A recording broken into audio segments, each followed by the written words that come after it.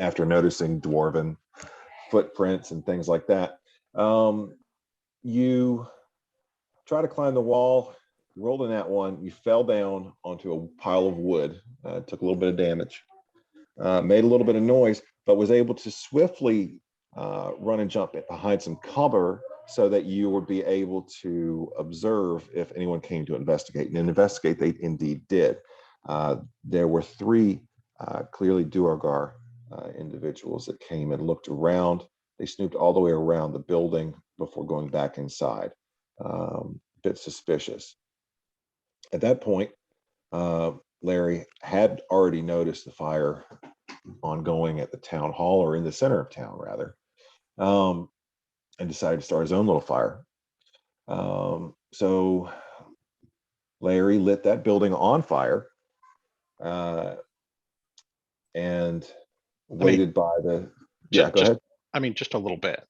Just a little bit. And then waited by the back door of the building, the preferred escape route, as he correctly guessed, and then counted. One Duergar came out, let him go. Two Duergar came out, let him go. The third Duergar came out. Larry leapt from the shadows and attacked. Managed to slay him with a very, very powerful cantrip at 5th level. Oh shucks. And then all of a sudden there was a fourth one that came out of that building as well. We're back. Sorry. But Larry, you won initiative on that one, so that was very good for you. And you managed to take him down as well before grabbing. I feel like you're qualifying my victory there, but okay. Go on. No, well, maybe just a little bit. You then grabbed a bystander as the flames began to spread up the size of this small building here. And what did you tell the bystander to do? All right, so I told the bystander, I admonished him to not touch the bodies of the weird dead dwarves, but rather to go towards the fire in the middle of town, because I assume that's where everybody else is at this point, and to look for the big metal man. His name is Trafalgar. To let him know that we've got these two Duergar over here, and to let him know that I have run into the woods to chase after the other Duergar to make sure that they don't get away, and hopefully be able to take one of them prisoner, since these two died a little bit quicker than I thought they were gonna. Okay. And then I blamed the fire on the Duergar, that they were clearly trying to cover their escape, and then took off. Okay, I need a love couple how things. Trafalgar's background is literally what Larry just caused. That's because I'm going to the current fire. Yeah. So Larry, I need you to just give me a luck check on just for your runner. Okay. Let's see. I'll roll the new die. That's a 3. All right. You grab this fellow. He's not dressed fully. It looks like he's just climbed out of bed, and you tell him all of this, and goes, "Huh? All right, yeah, I'll go metal man. Yeah. And he starts heading towards the center of town. Cool. Go ahead and give me a deception check with disadvantage. With advantage. Excuse me. Those are two very different things. Yeah. You might almost say they're the opposite. That's a deception. I'm pretty good at that. 19. 19? All right, that's pretty good. Oh yeah, this guy believes you. Well, the elf man said that the fire was made by the little people, and we're gonna go tell the metal man. So you head out of town, and you're trailing behind those Duergar as they head out. And at this point, they've stopped to look back for their comrades. You've managed to duck into the shadows, kind of weaving your way back and forth as you stalk them. They've been running for a while. And before we get to what happens next with them, let's go back to town for a second. Thomas, your character, Valen, you were walking around the town hall of the building. using prestidigitate and some other magical abilities that you have to try to help control the flames. Trafalgar, Jackal, Timmy, either any of you guys out there as well? I was heading to the fire after the whole incident with the fight, because Okay. Rhaegar went off with Ubis to the tavern, and Trafalgar was like, "I'm gonna go try to help put the fire out." Okay. Yeah, sounds good.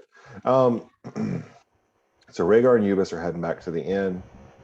Rhaegar did not do very well. He rolled very poorly on trying to put out the fire.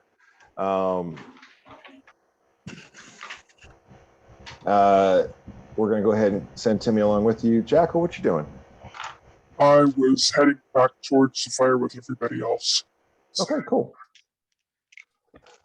All right, cool. So at this point of the night, I mean, the fire's kind of dying down a bit. Because the building that was burning has pretty much burned up at this point.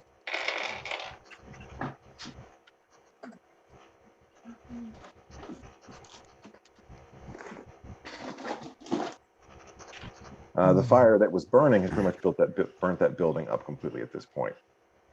But through the efforts of the townspeople and you 4 volunteers, you guys help keep the fire from spreading any further than where it already has burned.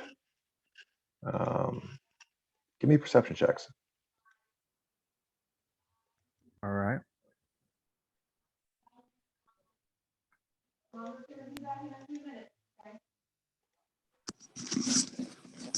Ten.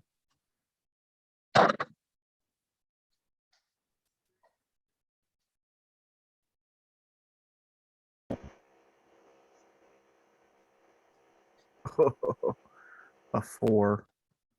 Mm, Are we all rolling perception? yes.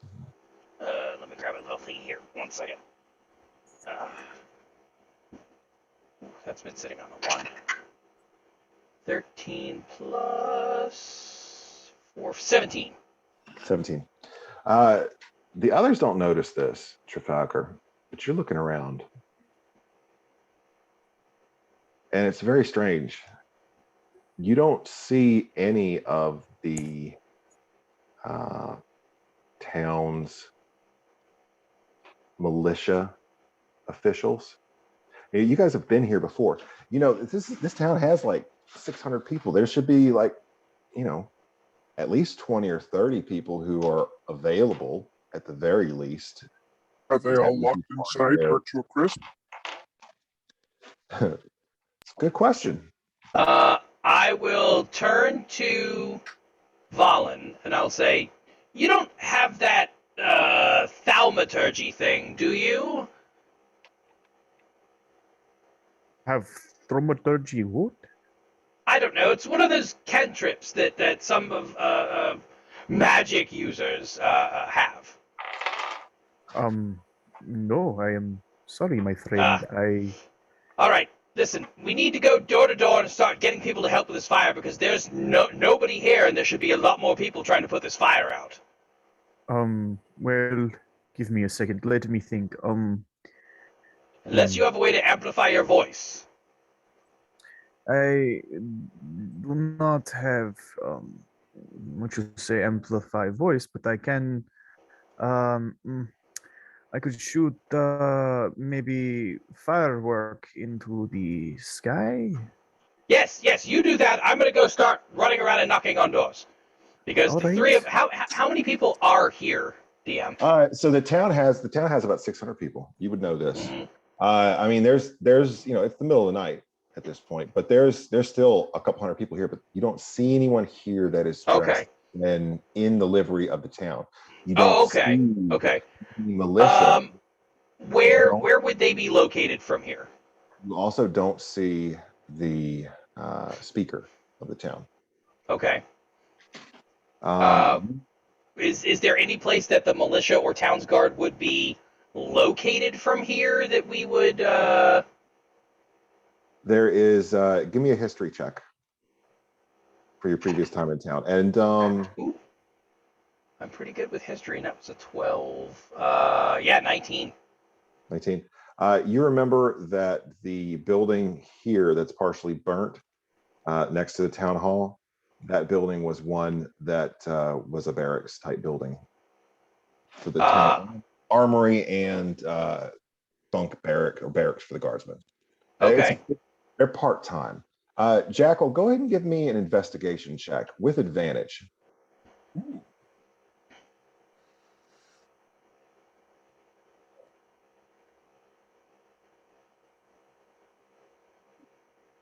18. 18. Nice. Okay. Jackal, as you listen to Trafalgar pointing out the lack of any obvious local authority figure vested in authority by the people of the town, you approach the doors of the town hall, and you notice right away that something is amiss. The doors themselves show very little sign of fire damage. The rest of the building is starting to collapse in on Didn't itself a bit. someone try the doors last time and they were locked? They were locked. You approach the door, and with that 18, go ahead and give me a. Well, actually, you know what? I'm not even gonna make you do that. You approach that door, and you feel almost like a sixth sense, feel some kind of emanations of some kind of arcane magic on the door itself. Shit. As if you go to open that door or jiggle it in the lock, as hot as it is, and it does not open. With that 18, you glance through a small window to the side for viewing people outside, like almost an arrow slit, and you see that there are indeed remains of multiple individuals inside of the former town hall. Do I notice any kind of spell on the, is it an arrow slit or is it a window? Give me an Arcana check, and it's an arrow slit. Okay. Yeah, this building's kind of built a little bit like a little mini fortress. Got a 17. 17. The only time I roll well with Arcana. clearly, someone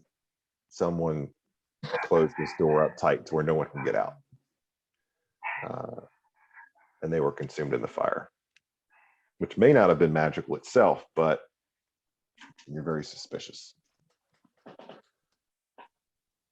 Back on over to Larry. Larry, those Duergar that you've been following, they've stopped at this point. Hang on one second, just to be clear, when we left them there, so the town hall burned down. It had sort of officials in it, and we're sort of strangers in town, and Balin's shooting off fireworks at the scene of the crime. Is that what I'm to understand? Yeah. Awesome. Okay, good. Let's go on. Balin, I mean, that's what he was planning on doing. give me a performance check for your fireworks, Balin. All right. This is how you make friends. And you said it was you wanted me to roll a what? Give me a performance, an intelligence performance check. Use intelligence, and if you have proficiency in performance, add a proficiency bonus. Okay. I love how we've taken the like desert dwelling foreigner and made him the most awkward person in this frozen wasteland by getting him to do crazy crap. Okay, so I got a 19. So like I guess just put my hands up into the air and just kind of create like a funnel like effect. And it's like those fireworks that you buy at like the street corner market, whatever, that like they're like the fountain that kind of like shoots up in the air, because I can't do like a straight up firework. So like literally I'm just like create a shower of like I'll say purple sparks, like purple and yellow sparks, like the purple rain firework. Yeah. Nice. It's almost like you didn't even intend it to be this way, but it's almost like with that good of a roll, it's almost like if there was such a thing as funeral fireworks, like respectful but still awe-inspiring. Um, I know it's almost Skywrite is a different spell, but could he be like spelling out the word fire with the fireworks? he sure could. He sure could if he'd like. It is nighttime, so I don't have the spell Skywrite. uh, typically that wouldn't do anything at night, I don't believe, because you wouldn't be able to see unless it was a moonlit night. Right now, the weather is so chilly. The sky is actually rather clear. It has been rather clear since you made it to town. And it's not quite as cold as it was the previous night, but we're rapidly approaching the middle of the night. And who knows what might happen then. It's not like the Frostmaiden, goddess of winter, is going to be mad about something. And bump up her the anger in her nightly journey across the sky to enforce her wintry winter wonderland. Larry, yeah, back to you. It might be. So you followed these two Duergar. They stop outside of town a ways, and they settle down almost to wait. And you creep up on them. At this point, you've been here sitting for a little bit. You hear them start to argue, and clearly they are expecting their companions to join, but you've made sure they're not going to be joining them. What do you want to do? They're about 45 feet away. They don't see you. All right, so yeah, I want to check my options here. At 45 feet, are they actually starting to move out now, or are they still staying put? I guess first question. At this point, they're starting to move out. Okay, cool. So then yeah, there's that sort of game mechanics thing. Can I close the 45 feet with stealth, or would I have to use my bonus action to re-stealth since I'm moving so much? So it's nighttime. You are moving around in the wintry tundra. You have your equipment that gives you advantage on stealth checks in this very situation. They're not looking to be followed at this point. I will do this. I will let you roll with it with advantage as usual, but the DC is not going to be very high. Okay, so well, I mean, my question though, in terms of game mechanics, because my movement's only 35 feet and they're 45. So normally I would have to use my bonus action to dash to get up there, and I wouldn't be able to also use stealth. So are we hand waving that? How are we doing that? So keep this in mind. If you're going to wait until they start moving off again, they only have a 25-foot speed. Right. So basically it really comes down to either I sneak up on them right now, or I do it in 2 shots as they start moving and catch up to them. It's one of the two. Yeah, it's up to you. All right. Well, I'm saying that if I can sneak up on them now with the mechanics, I'll just go ahead and do that. Oh, okay. Let's hand wave it. Yeah, that's fine. So, all right, that is a 29 on stealth. yeah. Do you beat their perception? Larry, you're like a fucking ghost. You're going through the fucking.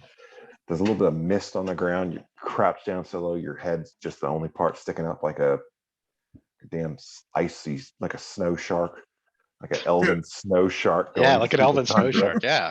One of them. Yeah. Cool. Also, second question: Are they within 5 feet of each other? Oh yeah, they're within 5 feet of each other. Cool.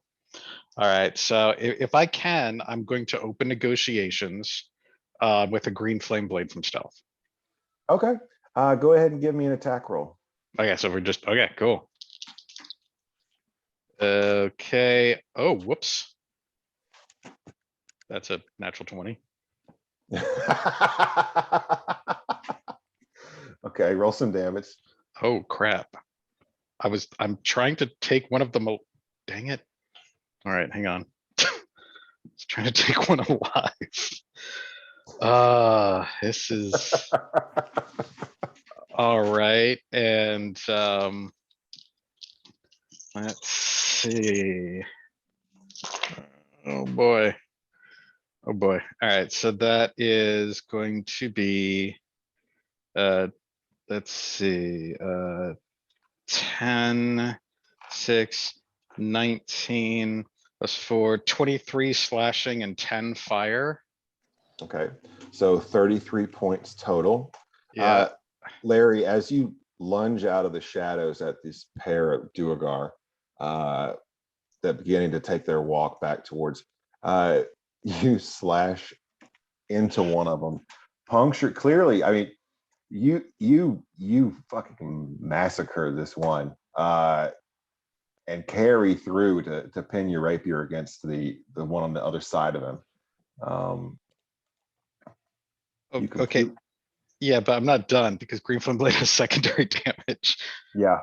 So all right. So as he comes in and as he hits, I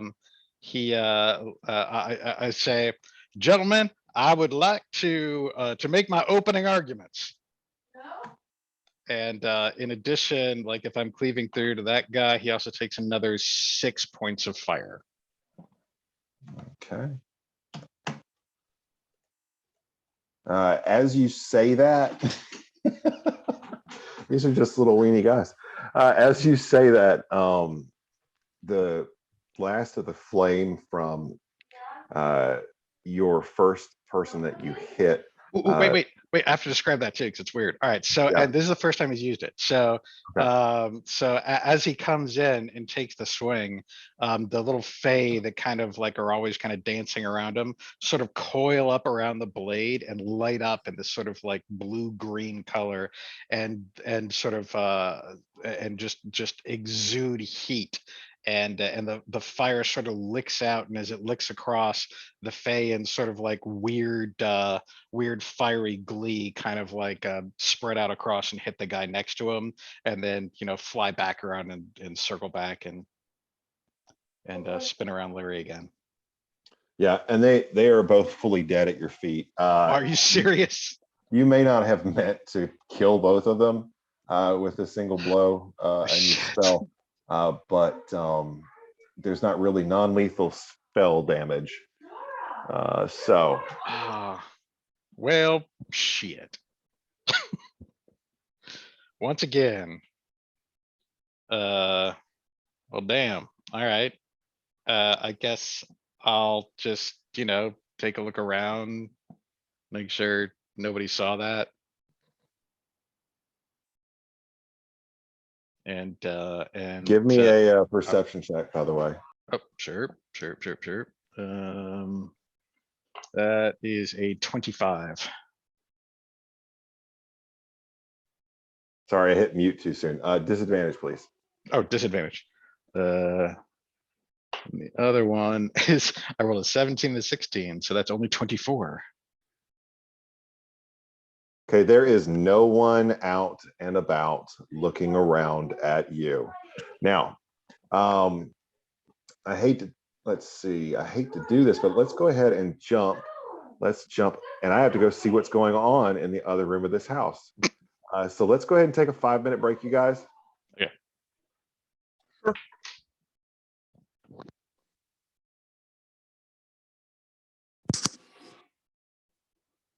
Hey, while the DM is taking a quick break to step away, just want to make an announcement for the channel. For those of you watching the live stream on Facebook or Twitch for Old Dominion Heroes Presents Not Another Noob DM, Rime of the Frostmaiden, we have run our very first contest for a Dungeons and Dragons prop, which will be announced at the end of the game, along with a little show and tell of what the prop actually looks like, as a completed prop will be ready. Outside of that, for any viewers tuning in, we are kind of just getting ourselves started, and the training wheels are definitely still on, so we appreciate you sticking with us during these hiccups. We got a little bit of a late start this year, but Old Dominion Heroes is officially sponsoring is officially raising money for Extra Life. So if you all haven't heard anything about Extra Life before, it is a charity partnered with Children's Miracle Networks and other hospital networks that take care of children as well. The point of the charity is to raise money for treatment for families who can't afford it, as well as to provide resources for entertainment and the children while they're in the hospital. A lot of volunteers come to play games with them. It also provides gaming equipment and volunteer hours for people to play live stream games or come host Dungeons and Dragons games at the hospitals as well. So if you get a chance, whether it's through Old Dominion Heroes and our charity donation link, or another person who's participating in the charity drive for Extra Life this year, donations are accepted for their current fundraising contest up through the end of August. And I will be adding the link to the chat here momentarily. We also have a donation widget on the Twitch page for Old Dominion Heroes that automatically directs to the location for our team and our team's fundraiser.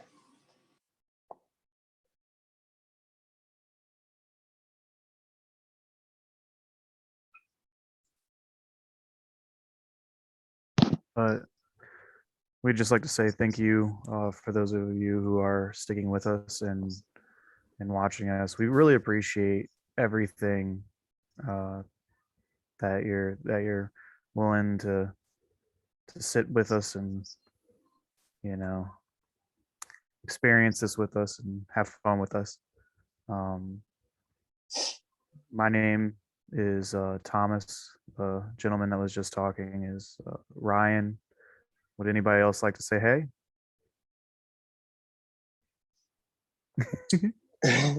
Well, since we're hitting awkward silence and we're waiting for the DM who's dealing with some home issues with his little one, I guess we can give I guess we can give a little bit of a background on some of our characters in the story. I'll go first. I play Rhaegar Ragnar, the Goliath barbarian of the fictional tribe I made up, the Storm Hills tribe. My character, like most barbarians, cares little for intelligence, inventions, or modern technology, and is in fact quite suspicious of those things. I am a path of the ancestral barbarian. So as my character has leveled and progressed, I have reached out to the ancients of my tribe for extra protection and prowess in battle. Rhaegar's personal quest as it unfolds is to seek personal redemption for what he feels is a dishonorable act. And more to come in the stream as the game unfolds. Define modern technology. Are you talking like forks and door hinges and stuff? Of course, man. Everything like Tundra Yeti and Tundra Bison skin tents. I eat with bone utensils. He's used to slapping two sticks together to make fire. He's not used to someone snapping their fingers. I'm still fascinated by Trafalgar, and I don't know how he works, but one day hope to find out where his heart and his brain are. I still don't think that Valen will ever trust Trafalgar the same way ever again. I think the image of shoving a corpse into his leg hole is You're muted, James.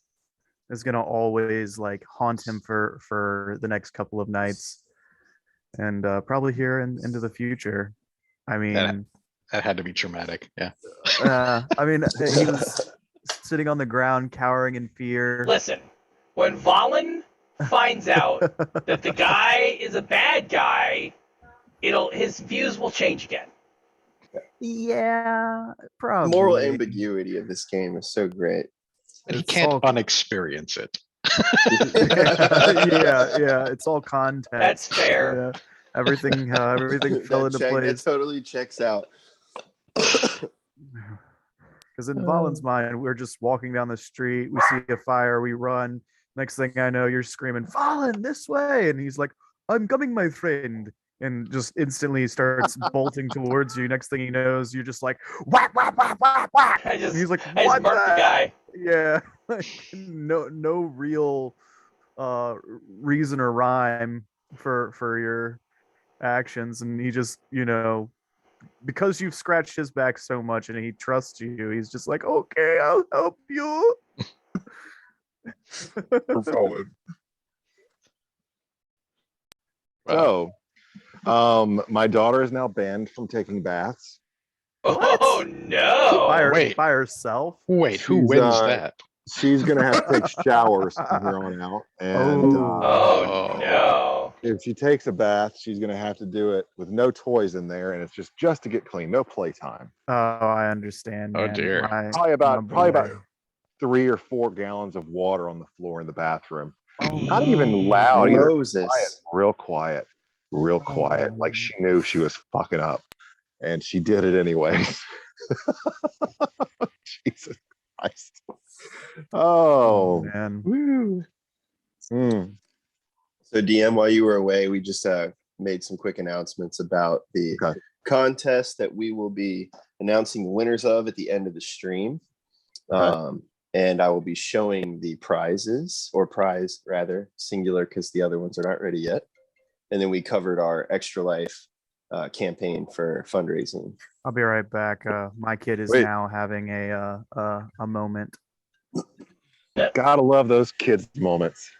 Oh, I love my daughter. I do. I love my child. We should just throw them all into a D&D game and see how it all pans out. Oh my goodness. You know, I told my wife the other day we could drive 4.5 hours and find a pack of wolves, because I know they're in North Carolina somewhere. They make good parents, right? That's what I read. He's fit right in. Kids in D&D talk about moral ambiguity.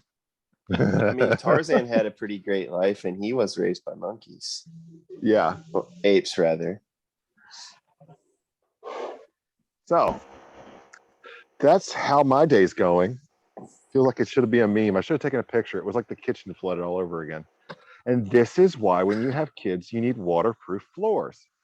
Do they need to do like a female remake of the old movie from the 80s, Problem Child, and have it star your daughter?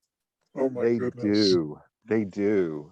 They do. I'm the guy, what's his name? He was the John principal Ritter? of Ferris Bueller. Yeah, I'm John Ritter in that. Yeah. Oh no, Ferris Bueller, I don't know who that is. I thought the dad in that movie was John Ritter. Maybe he was. Maybe I'm thinking of somebody different. I don't know. I got you for 2 weeks. Oh no, that's Breakfast Club. Yeah. Oh, that's right. Ferris Bueller is a totally Bueller. Yeah. Bueller. Man, we're all over the map right now. Yeah, I'm way off on the two different people, but yeah. We are giving a masterclass in how to split the party. Yeah. That's right. So Larry, you stand there just like, you look at your weapon, you look at the little swarm around you. Give me an insight check. Okay.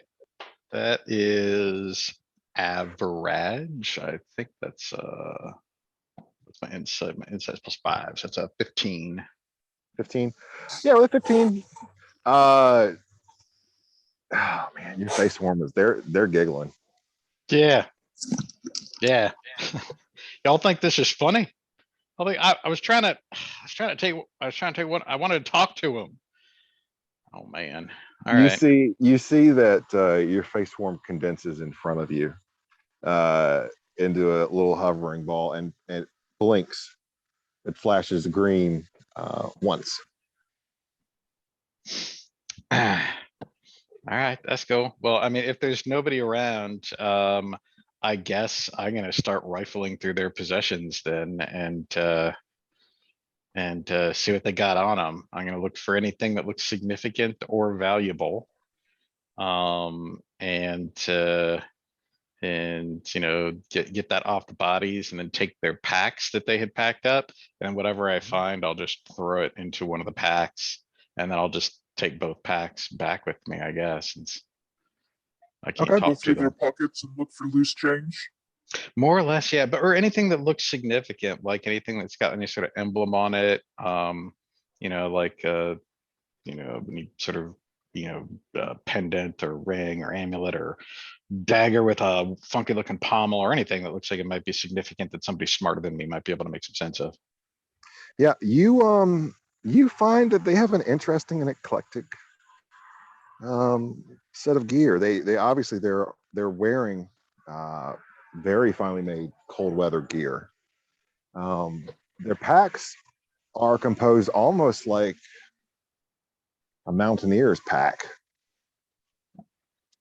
You find ice picks for climbing. You find climbing gear.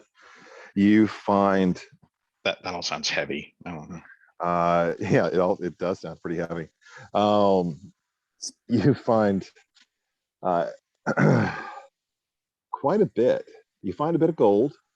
Go ahead and roll me 64s or 64s. 64s. I'll just roll that in here. That's not a personal roll, so I don't need to use plastic. That's pretty awful. 11. 11. You find 11 pieces of gold. Okay. You also find 5 rations. What ash? You find a. Give me a investigation check, by the way. Okay. I guess if I've got the time, can I go ahead and use the guidance on that thing? Sure, yeah. Cool. I'll sort of, even though they're sort of jumping around and being antsy, I'm gonna sort of, try and I'll try to find the humor in it, and I'll sort of like meditate into their frame of mind so I can. Because honestly, it was kind of impressive. I was impressed by how that went. And probably the one time ever playing D&D, I did not want to crit. Oh, geez, that's really good. That's 24. 24. So that's going to get you a couple things. You notice when you start to pocket that gold that it appears to be not denominations that you've really seen much of or really ever seen. You almost didn't notice it at first, but the feel of it in your hand was different from usual. You pick it up, hold it in front of your eyes to get a good little view of it. And on the front of the coin is this picture of a scowling dwarven male, bearded, helmed. And on the rear of the coin is a interesting looking structure. It looks like a fortress of some sort with a emblem above it. I'd like you to go ahead and give me a history check or a religion check. Actually, give me a religion check. Well, neither one of those is. Okay, let's see. Yep. That is a 2 minus 1 is 1. 1. Usually. Yeah. You don't really recognize it. It's just this weird looking triangle thing.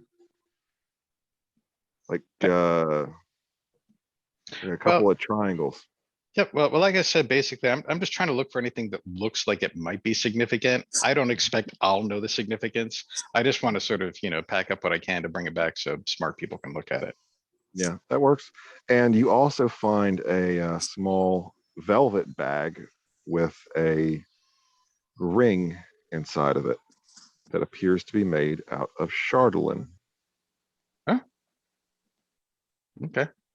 Cool. Well, I'll leave it in the bag and and pop that in the backpack. All right, cool. So you start making your way back. Okay. It's a long, cold walk. Right. Well, that's the way I like my walks, long and cold. Hey, DM, what are Rhaegar and Ubis doing? I see they're at that building to the north. Mm-hmm. And we're onto them now. Oh, okay, sorry. No, you're good. Who? No, Right. Ubis, Exactly. you walk down the steps into the common room of this inn. Now, just as a refresher. Oh, I remember. But yeah, tell everybody else. So this inn is an interesting one. Part of the building above ground is like a lounge and front desk and a little bar area. Down the steps is the common room. where there's a number of beds that can be rented for the night for lower cost compared to a private room. When you guys walk through the door, there is no one to greet you. The lamps are lit. But the friendly proprietor of this place, the young human woman, is not there. She's not there behind the desk. Rhaegar, I believe you were mentioning that you were interested in having some drinks. So you call out for some Arag. So yeah, we're like, I guess we would both be in the common room right now. Well, upstairs is where the bar area is. The common room is downstairs where Ubis was heading. So I would be upstairs shouting for that and looking around corners and peeking for any signs of like bar staff or even the sign of someone there that could bring alcohol that works in the inn, like a maid or a, maitre d' or someone. Do I see anybody? You don't see anyone. Ubis, right, so you continue on down the stairs. I would walk up behind Ubis as she descends down the stairs and say, "This day has been far too stressful to continue without drink. I'll be with you momentarily." And I'm going to walk behind the bar and serve myself whatever they have to drink. And I'll plop some coins down on the bar top. Give me a luck check. That's a 17 on die. 17 on die. You find a what appears to be something you're familiar with. It's a fermented beverage made from a tundra grown berry. It's been a while since you've had it. So when I take the decanter or I guess whatever like wine skin that it's in and pull the cork and smell the tundra berries hit my nose, I would smile and it would remind me of home. I put the stopper in the wineskin. I sort through a few more coins in my bag, not really paying much attention, and I'll roll random for this. I'll say Rhaegar had already set down like 5 gold, and he's just kind of thumbing through, like not paying attention, puts down some more coins, and then I'm going to follow after Ubis after tucking the wineskin like underneath my belt. And as she's walking down the stairs, I would say, "Gemma, you would not believe what this weird place has. Drink from home." Ubis, you hear... sounds fantastic. "Would you care for a thimble before battle?" And I reach down into my pouch and I take my 2 fingers, and on my 2 fingers are tundra walnut thimbles, and they're like preserved and hardened with fats, and over a fire it's kind of like that wood burning, curing. This stuff kicks like a fucking mule, so 1 thimble is enough. And I wait for Ubis to take a thimble. Okay. Well, at this point, Ubis is down in the common room. You could see her back at the bottom of the stairs. She's lit up from the lamps in the room ahead of her. I would just be bounding down the stairs to meet her with this drink and present a thimble. Okay. Ubis, you leave Rhaegar behind upstairs for a moment while you head downstairs to find a place to sleep for the night, to have that long rest that you are in such need of. Mm-hmm. You walk downstairs, and in the wide open common room, normally lit by a candle and lamp across the breadth and length of the room, the far end of the room is now shrouded in shadow. Uh-oh. And I'll cast light on my hand. So you cast light on your hand and hold it up, Wait, lighting up. Let me make sure I can do that. I could say you got a ring. I do or have something like light. that. Yeah, I do have light. you good. You cast it on the end of your shirt. No, I'll cast it on I'll cast light on the end of my rapier. There you go. Your rapier is glowing now. Bit spooky. Pull that out.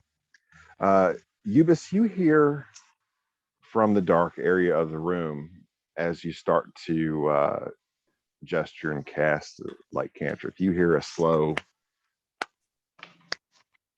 clap. Well, Eubis. No. Oh no! I know. Do what I this do I is. recognize the voice? Oh, you definitely recognize this voice. You spent several days in Bryn Shander when you were last there, spreading rumors about this individual. And in fact, this person was the last. This was the last con that you pulled since you made it to Icewind Dale. This is really the only con that you've pulled. Yep. In Icewind Dale. And walking out from the shadows is a tall half elf that you recognize from the stables of Bryn Shander. It is Cooter. The half elf, the wood elf, excuse me, the wood elf that you decided to convince to swindle on a deal over some axe beaks, and then later spent a couple days talking bad about around town. We can talk them bad, DM. I hope you're not implying that wood elves are only half elves. Yeah, no, he's a full wood elf. You see, get Alright, the big pointy ears and everything. Slight figure. Would plus Rhaegar notice? Would Rhaegar on the whiz recognize? Rhaegar, you're still up at the top of the stairs. Give me a perception check. That's a 17 plus 6. That's pretty good. You recognize a voice down there. Like I never met Cooter, but like, do I see the man clearly? Yeah, well, you're up at the top of the stairs still. You see Eubis stiffen up at the bottom of the stairs. I'll be right back. Sees what she sees. I don't know I don't know if I stiffened up. Give me a wisdom save. Him or me? Eubis. You just assume I stiffened up. I just assumed. You're right. Let me roll. Oh, with my just a wisdom save. Oh, geez, with my 0, I probably did stiffen up. We haven't gone back to Bryn Shander since you grew, have we? Oh yeah, I rolled a 4. Okay, he rolled a 16. Yeah, so just a little bit. You're back on your heels. Set back on your heels a little bit. Like, what the fuck is this guy doing here? Striding out from the shadows, you recognize the man, but he's dressed a bit differently than he was. He's wearing a set of armor, leather mostly. Oh, goodness. It's black. And you see an emblem of a winged snake prominent on that fellow's armor. Same emblem that was on the necks of the 2 folks that were killed in town by the other party members, the ones who had something to do with the fire and the one that was carrying the bag of holding with you inside. Nice. Cooter goes, well. I almost didn't recognize you when you came into town. I mean, you look, I don't know, a little taller, maybe? Because I'm a baller. Not every part of you changed. He points to your small hand.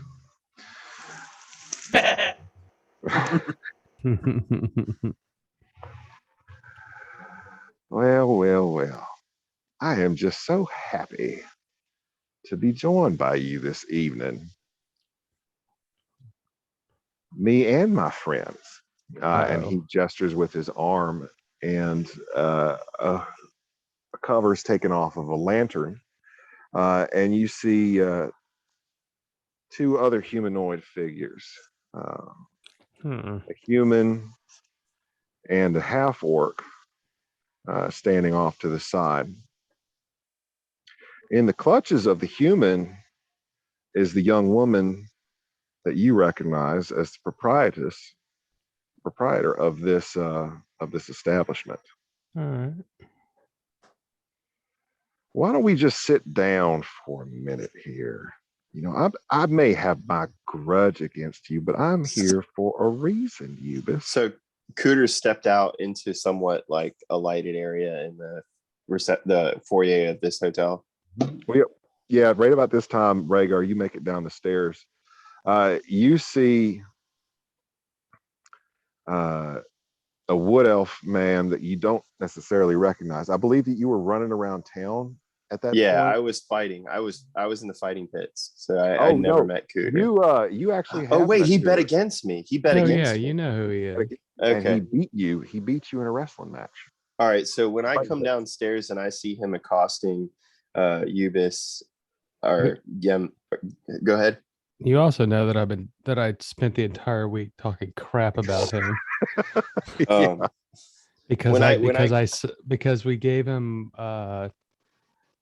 what did 50 we gold, right? We gave him like 50 gold for a bunch of axe beaks and convinced him it was a good deal. And then you Yeah. swindled something else to him. You sold him like a garnet and he paid you like 100 rupees for it. Yeah. It was only worth like 20. It wasn't a garnet. It was Yeah, some it was a other. bloodstone. Blood. Yeah, Oh, the bloodstone. Yeah, bloodstone. Yeah, That's gave right. him Blood for the bloodstone. and I told him it was worth like 50 or 100 Yeah. gold. And or then he something. went, how he found out, I think, was he went to bet it and they said it wasn't worth as much or something. Oh yeah. I Well, Because he forgot what it was. put it down on the fight. I think he put it down on the fight and made him look foolish. And then he kicked my ass, won the money, and he still feels sore, I guess, about what Or happened. he didn't get a chance to win as much as he thought he would be winning. Yeah. Was that what it was? But I mean, fortunately though, I mean, you just had the forethought to besmirch his name before any of that, to discredit him, to make sure that nobody would right. believe him. I Oh, yeah. thought it was brilliantly done. Yeah. So So Rhaegar comes downstairs and he sees this scene playing out with Cooter talking to Ubis. And I'm gonna like hang back against the end of the balcony. He doesn't know my name, by the way. He knows me as Aiden. Oh, Aiden. Yeah, you were using a different name. You were using a different name. Isn't that interesting that he knows you as Ubis? Oh, wow. Give me an insight check there, Ubis.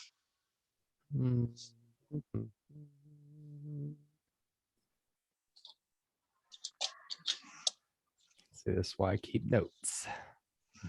That's an 18. 18. Nice. When Cooter strode out of the shadows and started repeating your name, Ubis, Ubis, Ubis, there was a merry little twinkle in his eye, as if there was a joke that he was finally in on. He knows your name now, even though he didn't know it at the time. I sold him. He says the bloodstone is worth less than 100 gold pieces. He's lying. Yeah. So, I believe Ubis, you spread some rumors about me. You said I was a liar and a cheat. And you know, to be fair, Ubis, I really am. But when you start talking and spreading those rumors, it means that my boss comes to me and tells me that I've been fucking up. And that's kind of why we're here today. Hello with your friend right there. Don't make any sudden moves. When he nods, before you do that, you see he's fine. Don't worry about it. No, I'm not going to do anything crazy. No, I was going to say something when he nods. Yeah. So when he nods at me and says, don't make any sudden moves. Like I had my hand on the hilt of my longsword. I would take the hand away from my longsword and tuck it in the waistband of my loincloth, having, just kind of settled into the end. And I'm basically like all but half naked at this point and really excited to drink this wine. And I look at Ubis and in giant speech, I say to Ubis in my native tongue so that only she can understand. And I look at her and I say, Gemma, what does this fool want with us? Is he looking for a vengeance match? And then I sit quiet and wait for Ubis to respond to me, like look back over her shoulder. Does and Cooter shut me up. understand? He doesn't speak giant. He better not speak giant. You never Give know. give me an insight check. Oh fuck. Man. That's an 18. I think my insight's like a +2. Yeah, no, he does not understand. He's just got this look. He's watching you both at the same time. It's +3 insight. I'll say just regular and wait, what is let's see what Common? language do I speak? Hold on. No, I was gonna see what language I speak. We both speak Elvish, and I think he does too. So I don't speak to... Elvish. I don't speak Okay. Elvish. I thought you speak spoke Common, Elvish, I'm sorry. Giant, Gith, and Goblin.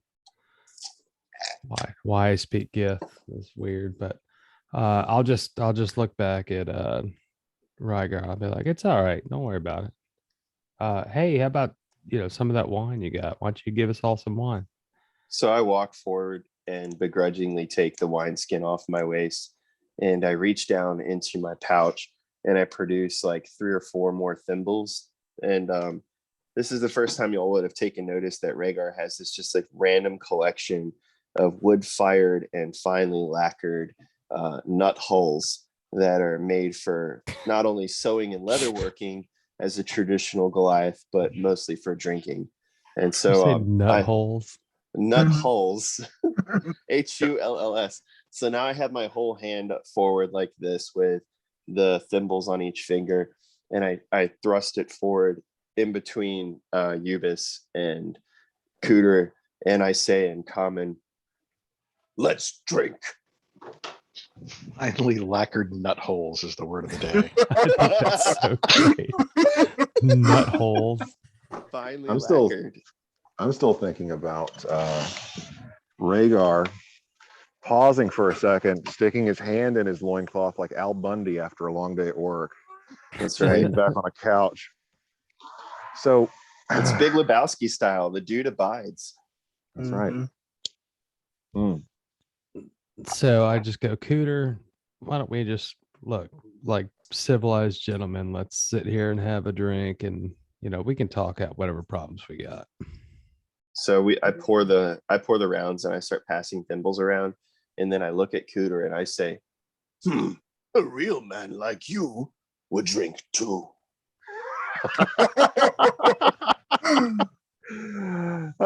Cooter is observing the two of you with that twinkle in his eye. He's already explained that he has suggested that he's there for personal reasons, or perhaps business, but he hasn't really told you what he's there for. I'll go. I'll ask. What? So, as we take a drink, what's going on here? What are you doing here?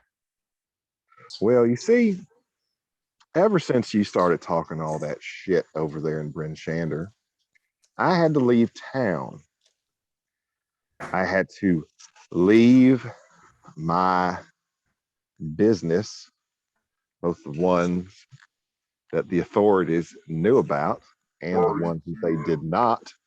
And now I work directly for my boss, which is not the best thing for me. So are you mad that you got caught running a side business? Oh, I'm mad because I got run out of all my business. Oh.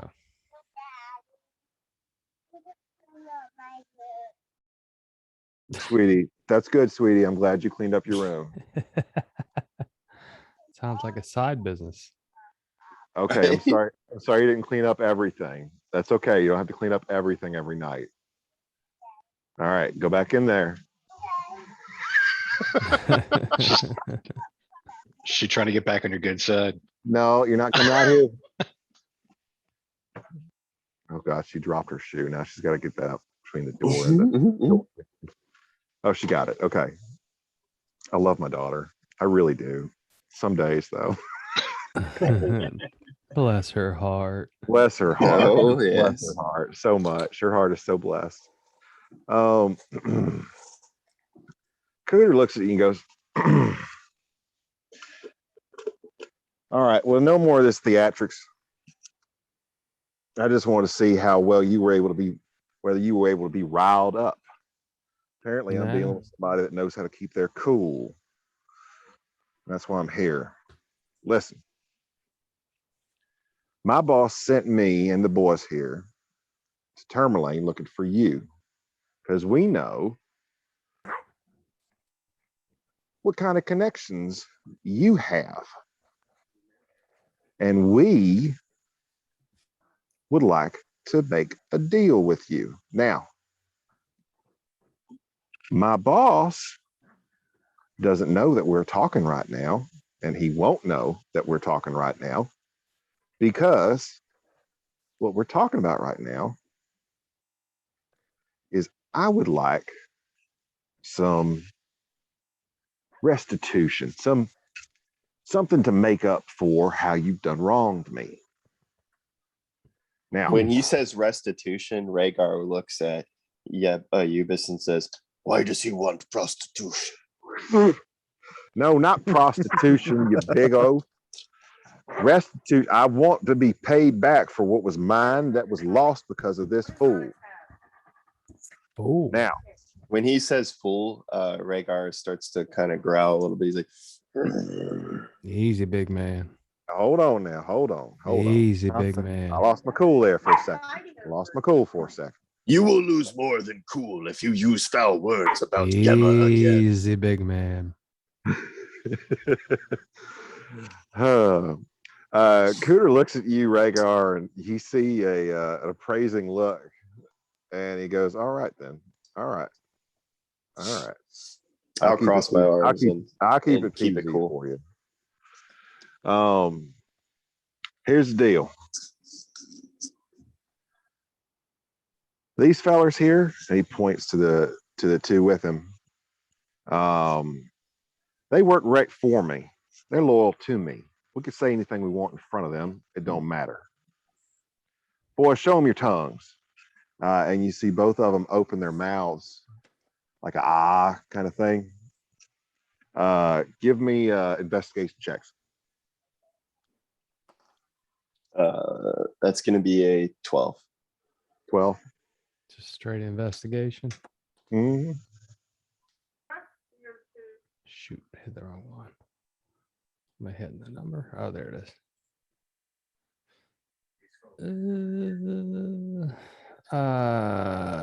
18. 18. Oh, nice. You both notice this, Rhaegar. You notice that neither of these two gentlemen have tongues. So when I see them produce Eubis, their hold mouth on, hold open- on. Oh, go ahead. Eubis, neither of these men have tongues, and they were removed rather brutally. I vomit Rhaegar, a go little ahead. bit. When I see them open their mouths and show like the stump of a tongue, Rhaegar draws back for a second. Then he like pantomimes their mouth and jaw movements as they open. And so I'll do it real quick, but he basically cranes his mouth. He's like, and after I stick my tongue out and try to like mock them in that I have a tongue and they don't, I take another shot of the tundra berry wine.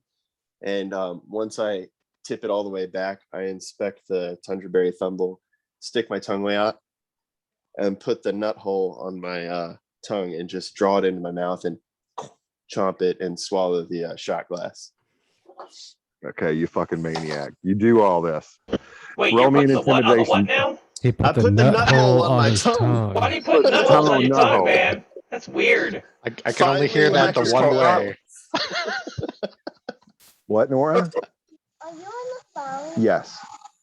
Daddy's Are in you a talking meeting. about nut holes? You know What, what's Nora? great? This is going out on the Good internet. night, sweetie. Will be around forever, Ryan. It's so great, man. It's so great. Can I get your gummies? I'm kind of busy right now, sweetie. Mama can do that. I want you to. Wait, did I just tell you that? I love Daddy's busy you. talking about nut holes right now.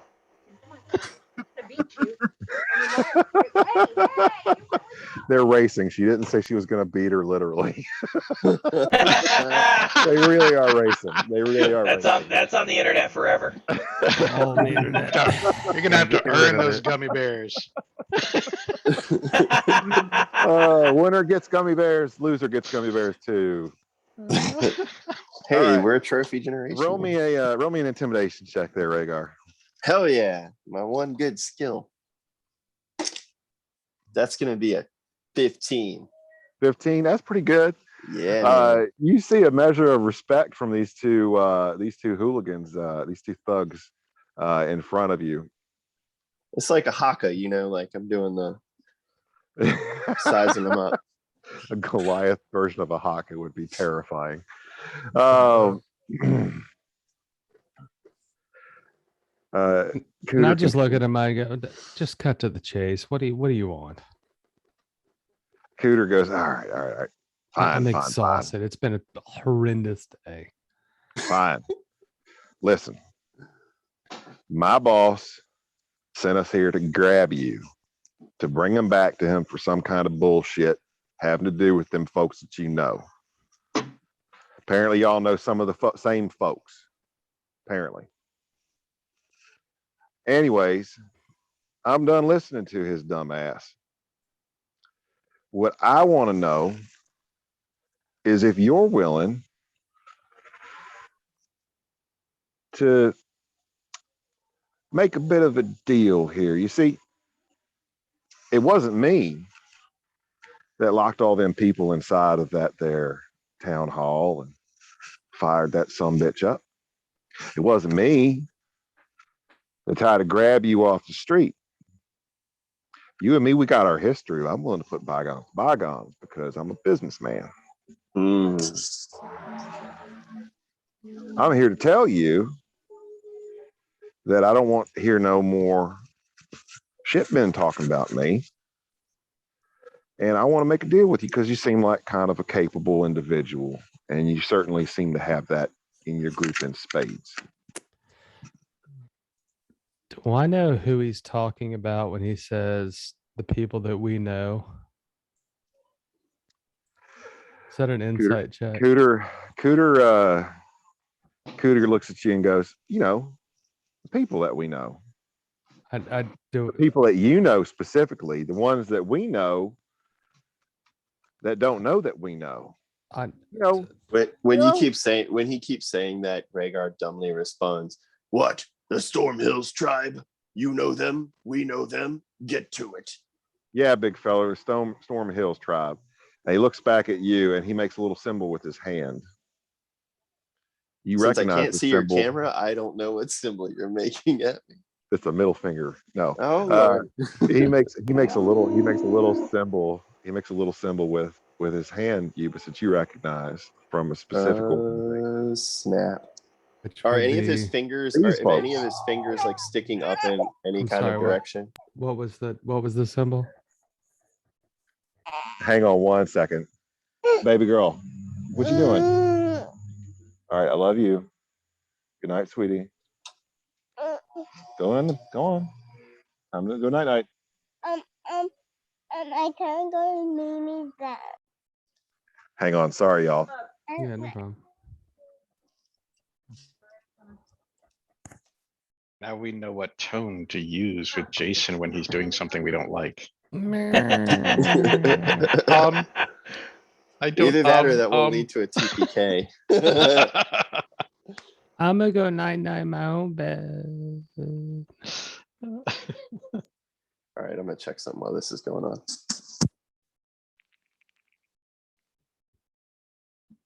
I have no idea who he's talking about. Cool. I knew I could talk. I can talk my way out of this. I'm not too worried. Yeah, you might be able to talk your way out of it, but you got yourself a follower now. I have a big giant barbarian behind me too that will just clean the floor with him, and I can also do some good damage. The important thing is he doesn't know you don't know what he's talking about. Yeah. You talk crap about someone not in the kill this 4th fight. game we've ever played that came back to haunt me this far back. That is a long game he's playing. Oh my God. Yeah. As soon as he said cooter the last time, I had to go back on my notes. I was like, oh my God, that was like the 3rd or 4th game we played. I knew it was him as soon as he showed up. When he mentioned him in the last game, I remember at the time after you did that, I'm like, Cooter's gonna wind up being like a BDJ, isn't he? I was like, we bought a bunch of axe beaks for like $0, and then I told him that bloodstone's worth 100 and it was only worth 50. Yeah. All right, so I'm back. All right. And then then all of a sudden there's Cooter waiting for you. Oh crap. See, here's the thing here, Ubis, and your name is Ubis. Aiden. No, see, we know each other now. We've had each other's measure. We know, Ubis. We know. Yeah, but I have Ubis, like the symbol that he showed you with his hand was of a was like a little small harp. oh, okay. And he goes to you and he says, Oh crap. we know. Damn it. I know that you know. Son of a Now bitch. he rolls down Damn the it. collar of, he rolls down the collar of his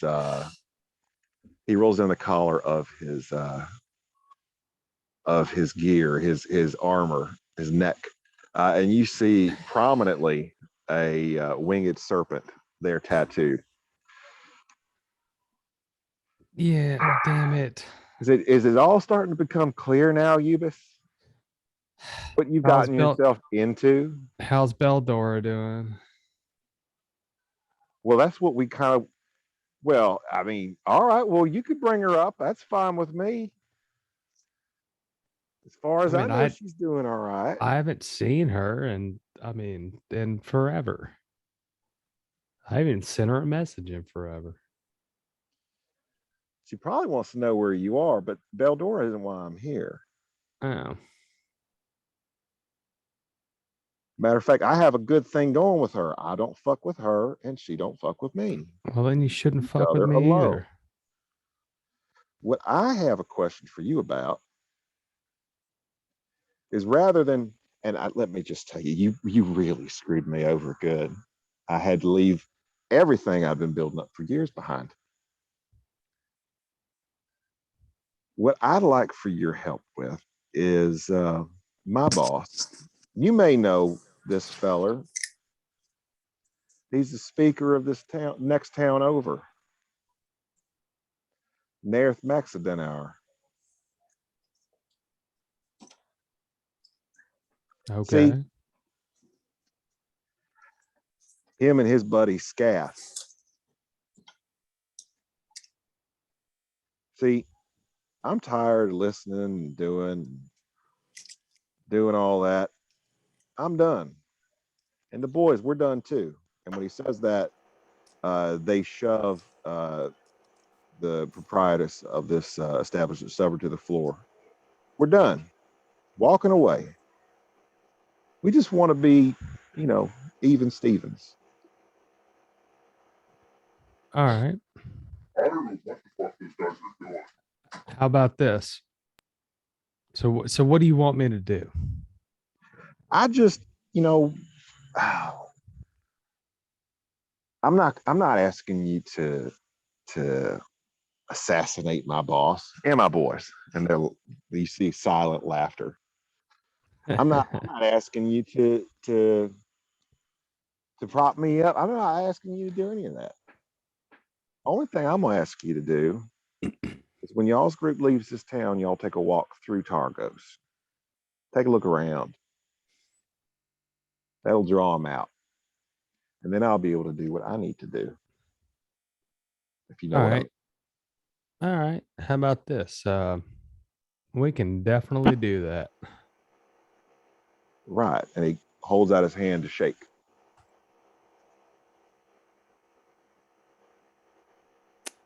I rolled a 30 on deception. Oh, he believes you. He believes you. He believes that he has that there's honor amongst thieves, that he's good to go. He's like, all right then. All right then. Well, me and the boys here, we're just gonna mosey on out. And I will be looking to see what we can see.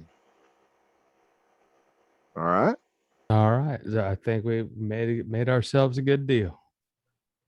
And he passes you by that point. Let's see here. And he pulls out a little envelope. When you get to Targus, open this and read it. Wait till you get there, though. Wait till you get there. Now, we're square, right?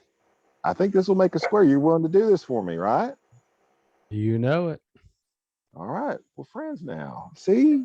We got more business in the future. Go ahead and give me an insight check.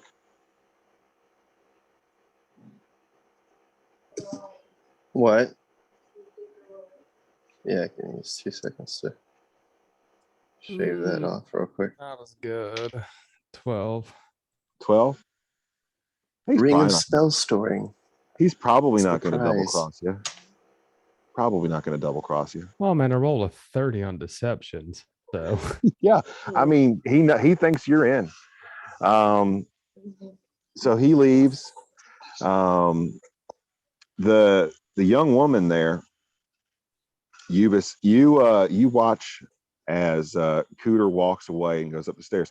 Rhaegar, Ubis, you gonna do anything at this point? Or are you good with this so far? I'm good. So I'm good. Rhaegar, I figured we'd just sit here and drink a little bit. yeah, Rhaegar would find a place to perch up and pour another thimble. And then before Cooter goes, I still have the 2 thimbles on my finger that he never took. Basically, like balking at him. Like, if you're a real man, you'll take your 2. And I say, if you wish to seal a deal, you must drink it. All right. Cooter is going to take a drink. What kind of DC do you think that this particular alcohol has there, Rhaegar? Man, I tell you what, I will roll a D20. It has got dude, I literally just critical. Okay, It's so a that's DC 20. DC 20. All right, I'm down with that. Let me see what he adds to con. Constitution. And pour one for the innkeep too. She's had a bad day. Oh yeah, she's Ubis, you turn to watch them go, and you are fucking football tackled by this young woman, and you just hear go, thank you. I didn't know what was gonna happen. I thought they were gonna kill me. I didn't know what's gonna happen. Thank you so much. Oh my gosh, I owe you so. I don't even know what I could say. Con, let's go ahead and roll. Rhaegar, as you see Cooter take his first shot, he does that pretty well. It gets a little bit of a twitch to his jaw. And he's striding away from you when he takes the other one. And you definitely see that tall elven man stumble a bit as he starts up the bottom of the steps. And they leave. Ubis, how do you feel about this young person just kind of like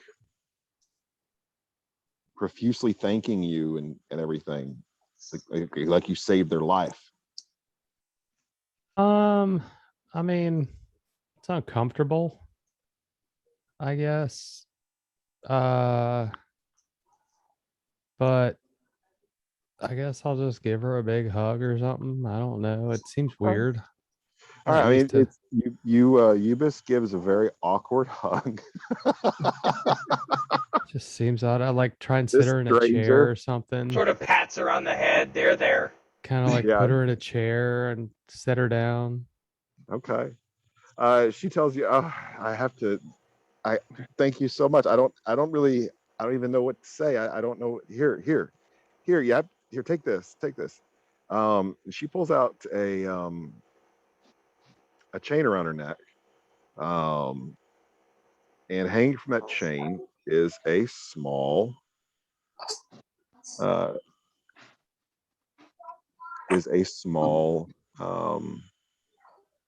ring. It appears to be like a copper band set with a white stone on top that is reminiscent of some sort of small Arctic creature curled up.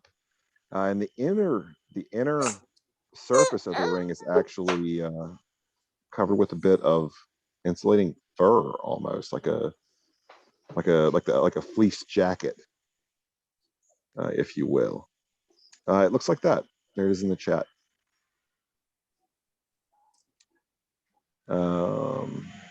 What Discord chat? Discord chat. I can't look at it. Got too many windows running. Valid. Thomas cannot look at that. No. Yeah. So you have this ring now. Oh, nice. It's like a wooden ring with like fur on the inside and two curled up little foxes. Yeah. That's pretty cool. Yeah, it's super adorable. Yeah, Speaking of rings, DM, did you like me to make an announcement or wait until the end? Wait, Yeah, go ahead and wait. let's make an announcement. Well, I was gonna say wait suppose. till wait till the break. Yeah, oh yeah, good point. Okay. So yeah, Ubis, you have a ring now. Oh, y'all's engaged. I like Give it. me give me an insight. Hold on. Hold on. Like Misty's men, but instead Ubis's men.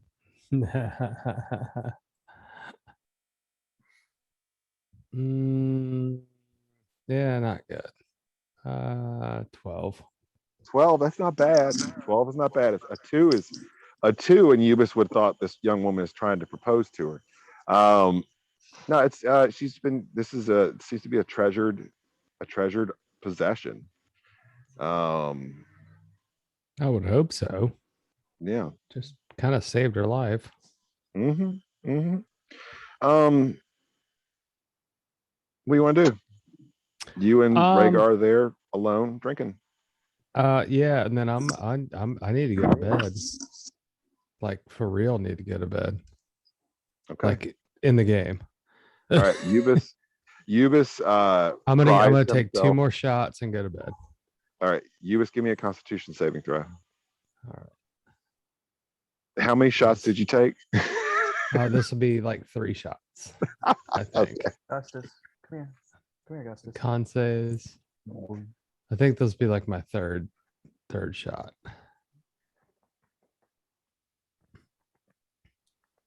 All right, so 14. 14. Give me one more. All right. All I was trying to do is just go to bed, and then Cooter showed up. Mm-hmm. Good luck with that. Freaking Then cooter, man. 11. 11. All right, so the DC on more than one shot was a 20 to get really fucked up. You took 2 more shots. I think Ubis falls asleep in a chair. That's fine. Yeah. So when Rhaegar sees Ubis starting to pass out, he would actually carry her back up to her bed.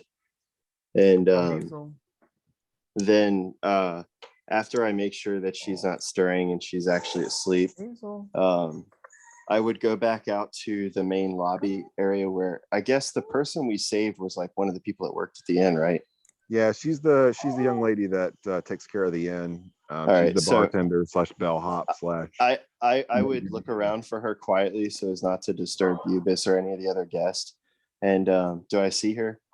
Oh yeah, she's yeah. upstairs with a bottle. Oh, Okay, you're not disturbing me. I passed out. So I walk over to the bar and I see her there, and I take the wineskin and set it on the bar, and I say, "I am sorry. There's not much left, but the coin should cover it." She says you keep your money tonight, you two. And you finish out your evening, Rhaegar.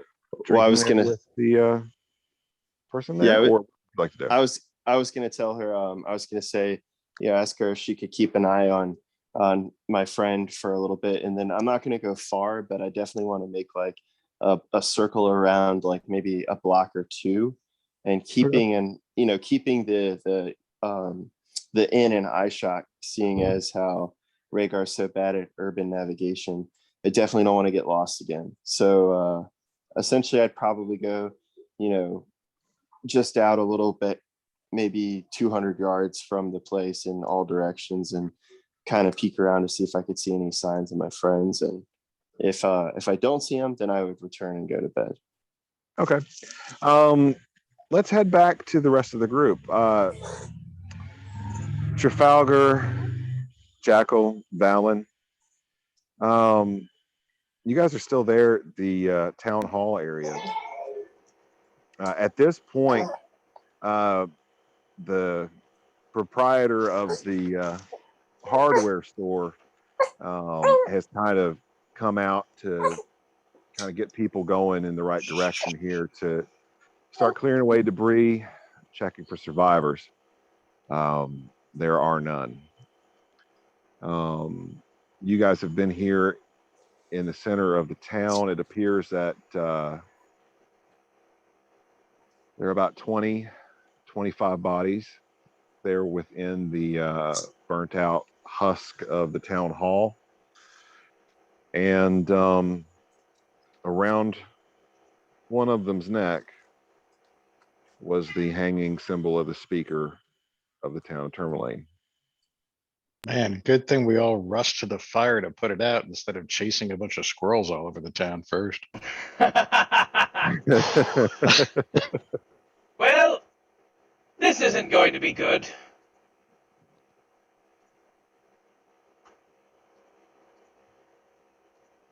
You said the fire is out now? It's out. It's burnt itself out. Give me a well, actually you don't need to give me anything. You guys have been there for a while at this point. The building was caved in and the fire just kind of died down. It's embers. It's still hot. It's just not actively burning. It's How did smoking. Say what? How did we get into the building? Oh, you guys are outside of the building, but looking on. Now, part of the wall had collapsed. And so in areas that weren't quite as hot, bucket chains were able to, people were form bucket chains and throw water. The whole square, the whole block around this building is an icy, slushy mess. It really is pretty fucking awful. The smell in the air is terrible. It's like burnt wood, burnt fabric, things that shouldn't have burned, and then just like a sickly sweet smell of burnt meat. Yeah, bacon, burnt bacon.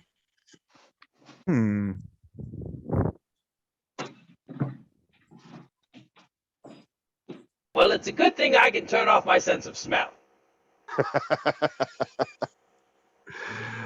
Larry, where were you headed? Were you headed back to the middle of town, or were you headed over to? Did anyone come? Did the guy he told to come find me ever show up? Yeah, we're going to get to that next. Okay. I just want to see where Larry's coming in, because it didn't really take him all that long to deal with those two fucking. Yeah. Oh yeah. Speaking of which, I forgot there was also 3 points of cold damage I left out. Oh. Well, yeah. The thank God you mentioned that. there's the dead body laying at your feet suddenly frosts over. Is Ryan over there using his baby's forehead as a painting palette? It's conceivably possible that he is in fact doing that.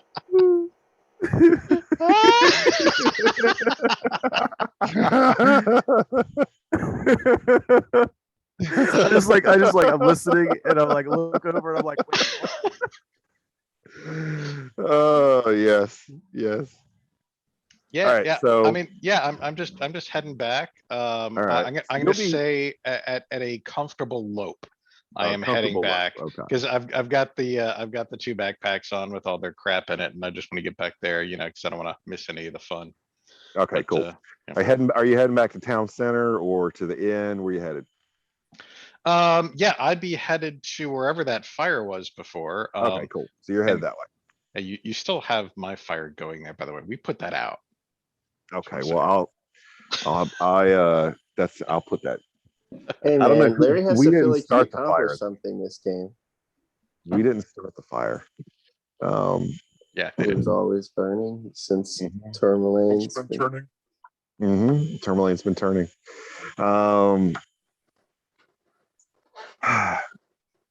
Over the course of the evening, Trafalgar, you see, you hear over the noises of people throwing buckets of water onto the building, and the murmur of the crowd. You hear big metal man, big Trafalgar, trafficker. What? Yes? You see a human male, seriously underdressed for the freezing cold temperatures, runs up to you, out of breath, completely out of breath.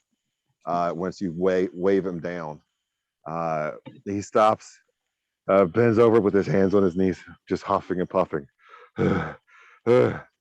Elfman, Barry, he said. Larry?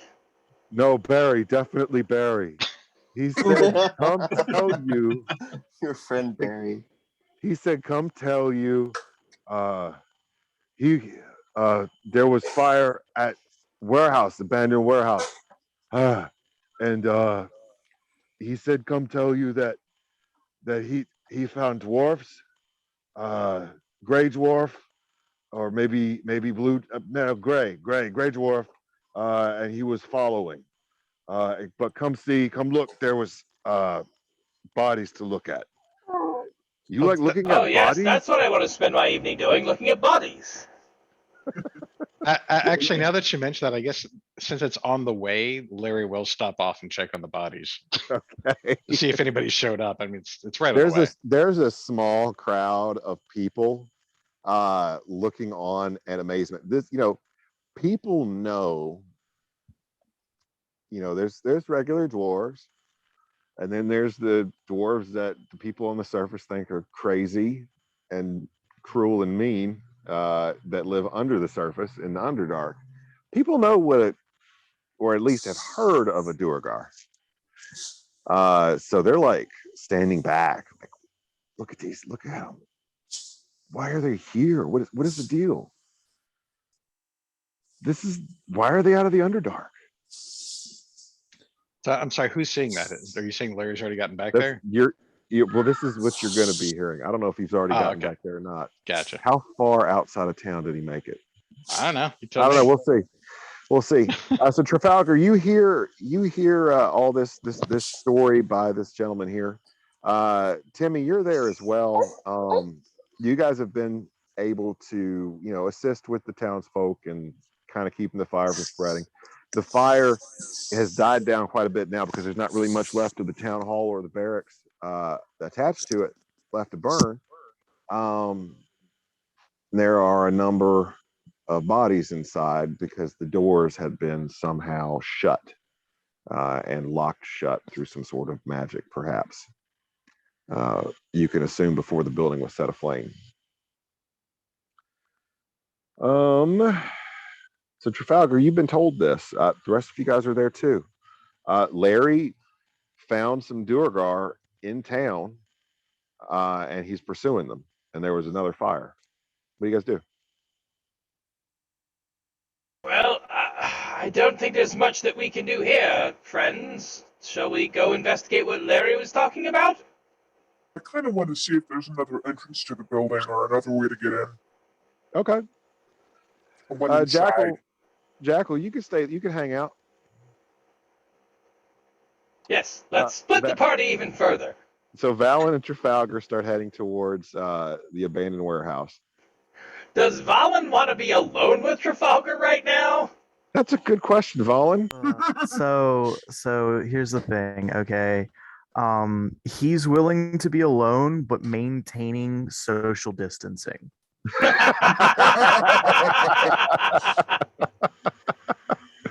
Okay, that's fair. Trafalgar, you feel Valen's he's- eyes on you. He keeps looking at your RoboCop bag of holding. He's got a he's going to be like my friend, what would you say your arm span is? I mean, I don't know, and I mean, I think he's like close to 7 feet tall. Yeah. So he's, he puts his arms out wide, and he's like, I don't know, what would you say? I'd say you're large enough to scare off the crows. You make a good point. I'll follow you. I don't feel that we should leave the jackal. He is. Jackal, go ahead and give me an investigation check. He seems Sure. to be trying to enter the building, maybe? I mean, the building collapsed in on itself, No, right? I believe. Yeah, Which one do you want? it's a ruin now at this time. How much was that, Jackal? Investigation? Yes. I was. 5. 5. Okay. Well, Jack, you mentioned that, Valen, and you look back, and Jackal is kind of just looking around. There's a crumbled part of the building that you can kind of get up on, and that's where other people in the crowd had done, and you can see the bodies laid out behind the doors. When you do that, it looks like perhaps they've been trying to get out. I got a question. Yes. What is Timmy doing with us? Like, what would Timmy be doing, Lucas? That's a great question because Lucas had to join us late. I- Timmy, yeah. what is Timmy doing? I mean, Timmy is just watching all this go down as he's sipping from his 5-gallon backpack.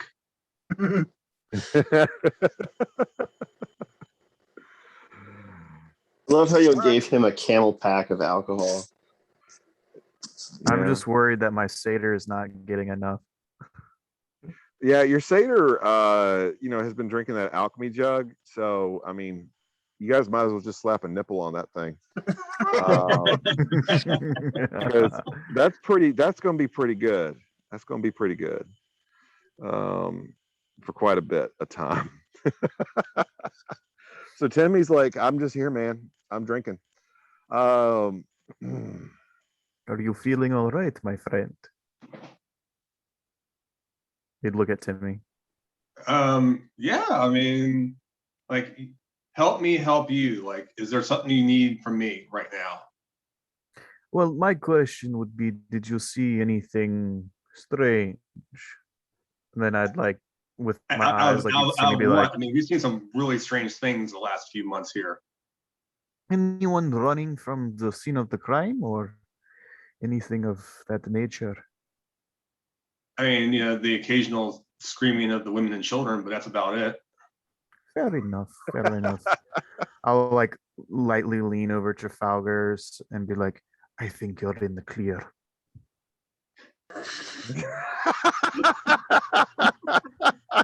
Give me a stealth check on that one. Disadvantage. Okay. Please. I'm sorry, what did you say? I didn't.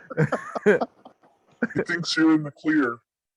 Oh, There were no witnesses. All right, that is. of course I made sure of that. Oh my god! I did not say that. I think I'm being loud or like quiet, but secretly I'm like 6 feet away, leaning, so I have to be a little bit louder than I should. So I'm like, I think you're in the clear. Wink, wink, nudge, nudge. Yeah, like eyes to the side. Alan's stage whisper. I mean, all right, whatever you say. I'm not really sure what you're talking about, but Right. Trafalgar, give me a luck check, Trafalgar. a luck check. Just a straight D20 roll. It's a 15. All right, cool. If that was a 5 or lower, we'd have some real fun. All right, so you guys start heading away now. Jackal, you can't really seem to find a way to get like into the building proper. You know, there's still small fires ongoing in there at this point. You know, there's a bit of a wall that's collapsed. You can climb up on, but there's not really any way to get in. What were you trying to do? I want to look through the bodies, see if there's anybody else we recognize or anything about them that would connect them to one another. You know, Okay. a reason why there would be a group of certain people locked up, but not everyone in town.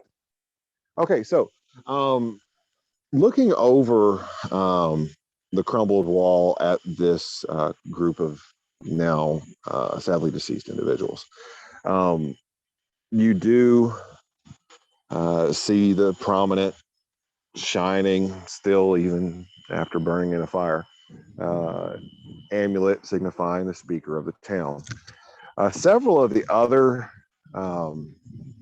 at least 15 of the other individuals seem to be wearing some sort of armor that has been burnt up. You recognize this. You've been out and about. You're a cleric. You've seen the dead.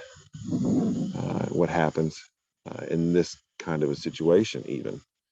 You can recognize that as chain and scale armor that you've seen on the previous visit to the town, that the militia members that are on active duty would be wearing. How long have they been dead? Give me an investigate check with disadvantage. And you're not able to examine them directly since you can't quite get to them safely. 7. I mean, you can't really tell. You can pretty safely assume that they were killed by the fire, and they're tumbled up in a heap here by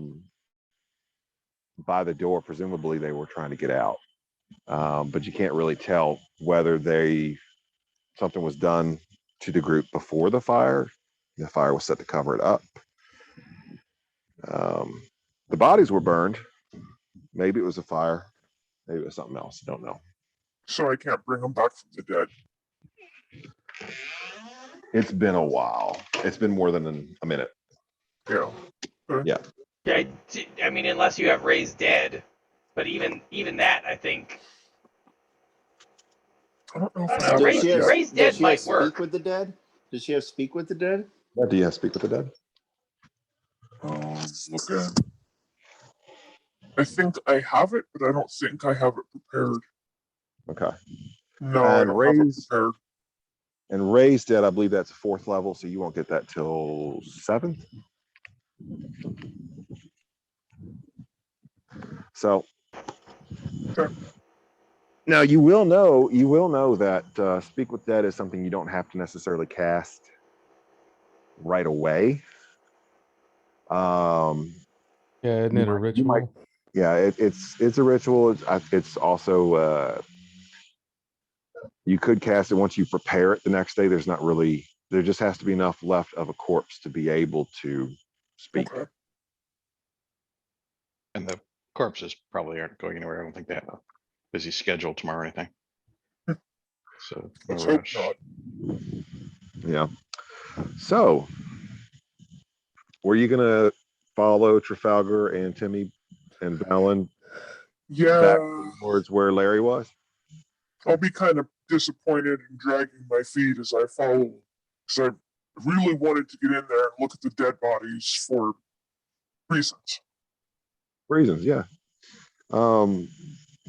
You guys make your way east, south and east, mostly east, towards the edge of town. You get over that way and you see a warehouse style building with paired large and warehouse type door and small door. Clerestory windows up underneath of the edges of the roof that stick out a little bit. But not on fire, right? It's not on fire anymore. Okay, No. okay, good. All right, good. It looks like it is. This building didn't appear to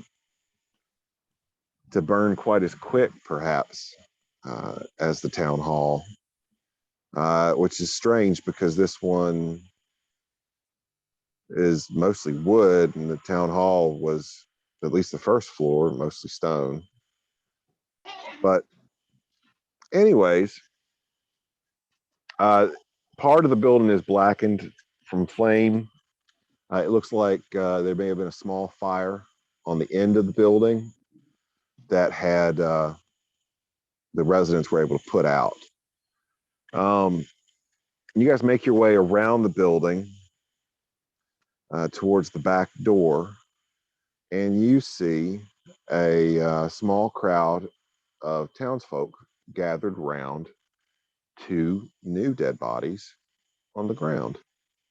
These two are heavily robed and cloaked, geared up for cold weather. They appear to be dwarves, and they appear to be the same sort of dwarven dead bodies that you guys have seen before. At this point, it's almost becoming a bit too routine to be seeing dead Duergar where they're not expected. What do you do? It makes you feel any better. They weren't expecting it either. Nobody expects Larry. Spanish Inquisition. And actually, frankly, neither was I. Kind of took that the wrong way. I'm going to look at the wood pile on the front of the warehouse, and I see a little bit of blood there. And I'm kind of looking around. What the hell happened here? Give me an investigation check. If you get an 18 or higher, you for sure see that did someone fall off the side of this building onto this wood pile? I was attempting to communicate. I got a 9. With the spirits. It flashes in your head for a second. You're like, no, never mind. Who would climb the side of the building? I mean, who would do that? Val and Timmy, Trafalgar, what are you guys doing? You see, there's two more dead. There's two dead Duergar here. They seem to be. One of them seems to be fucked up quite a bit from some sort of strange damage that causes severe. It looks like it causes severe internal injuries. That you can see from the blotched purple flesh that's exposed to the air. Well, isn't one of them also like cosplaying as a mech warrior or something? He's wearing like a weird suit of armor. Almost. Trafalgar, Valen, Timmy, if you guys would like to take a closer look, I'm gonna need investigation checks. I definitely would. Yeah. I think it's 17 for me.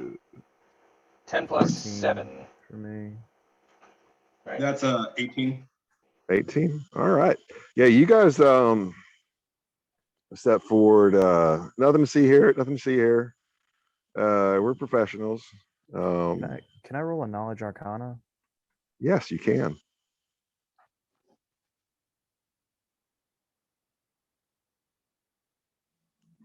Ugh. I rolled a 2 plus 7, 9. None of us are rolling well tonight. God. Yeah, these guys were killed by some sort of combination, physical damage and magical of some sort. Oh no! It's physical and cold. It probably looks suspiciously like that murder we were investigating in Bryn Chandler.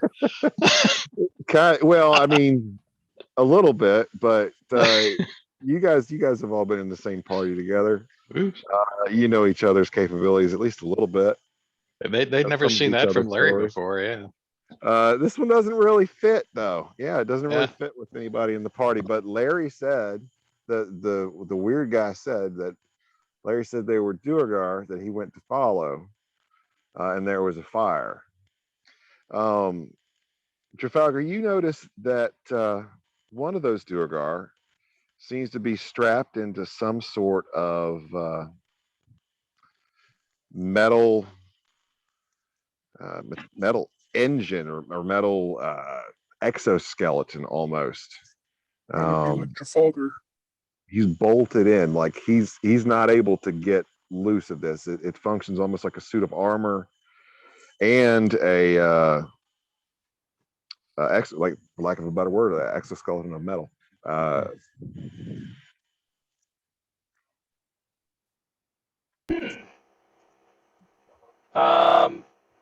Can I further go with Arcana to see if I know anything more about this? Is it anything I've seen before? Nothing you will have seen before. Okay. Okay. I was gonna ask, could I give him aid since I suck at rolling tonight? You can help him. Okay. Go ahead and give me a. Go ahead and make one more investigation check. We'll make the other one a advantage rolled. That is much better. That is going to be a 21. 21. Thank you for the help. So you Science see bros, working. Oh wait, you're not science. You're magic. What do you think science is? It's magic. You see that this specific dwarf is bolted into this metal exoskeleton. And when I say bolted, I mean he's literally bolted through his flesh. It looks painful as fuck. This is just barbaric. Instead of normal hands and feet, his feet rest about a foot above where they normally would. Standing, this fellow would probably be a bit taller than a normal dwarf, but still within the realm of the possible. And in place of a hand, there is a metal claw bolted onto its hand, perhaps fairly dexterous even so. And on the other is a hammer, a large, very large hammer, actually. You could look at this and surmise that this would be perhaps a very painful way to continue someone's existence. I regret killing him before I had a chance to watch him eat. Or wipe his butt. Oh God. Yeah. Is there Probably tubes to take care of that. is there like a hatch back there or something? He's decked out in this thing. It's almost like a lobster shell, really. Yeah, let's say there's a hatch. It's just open back there, just open to the breeze. Little bare butt sticking out. Completely like- armored except for his assless chaps. Is it like the long underwear, the little long underwear flap? Yeah, but there's no flap. It's just a square opening. Yeah. Timmy, you look down at this fellow with your investigation roll, and you're looking at this hammer. Man, that's actually kind of a nice looking hammer. It doesn't look like it'd be too heavy. It looks pretty fucking wicked. If you'd like it, you can probably take it. Man. So like I'm looking at the hammer, it looks awesome, but I've been burnt before taking random weapons off the ground. Yep. Yeah, I kind of learned a lesson recently, didn't you? I'm gonna look around to everyone in the room and be like, can someone do an Arcana check on this? Okay. I point to Trafalgar. I mean, I can take 10 minutes to see if we can figure out what it is. I mean, I can also. Oh, fine. I'll burn this spell. It's magical, correct? You did there. That was verified. The I have no idea what it is. Yep. Ooh, I did not prepare it today. Sorry. Gonna have to definitely spend 10 minutes. All right, so you guys, you take 10 minutes. You cast detect magic So or identify. I'll cast the detect magic and he can cast the identify. So we Okay. can crank it out in 10 minutes. All right, so Teamwork. there is some magic to the suit that is fading. Some kind of necromantic magic, perhaps to give, perhaps, yeah, I'm not going to make you roll an Arcana. Perhaps there's something related to keeping this thing alive in this, because, like I said, it's bolted through the thing. He's bolted in there. The hammer is not magical. The shell is not magic as it starts to fade, and the claws are not magic. It's doesn't appear to be magical anymore. All right. I want to proverbially say, hold my beer. I'm going to go grab the hammer. Okay. Yeah. Give me a strength check. Uh,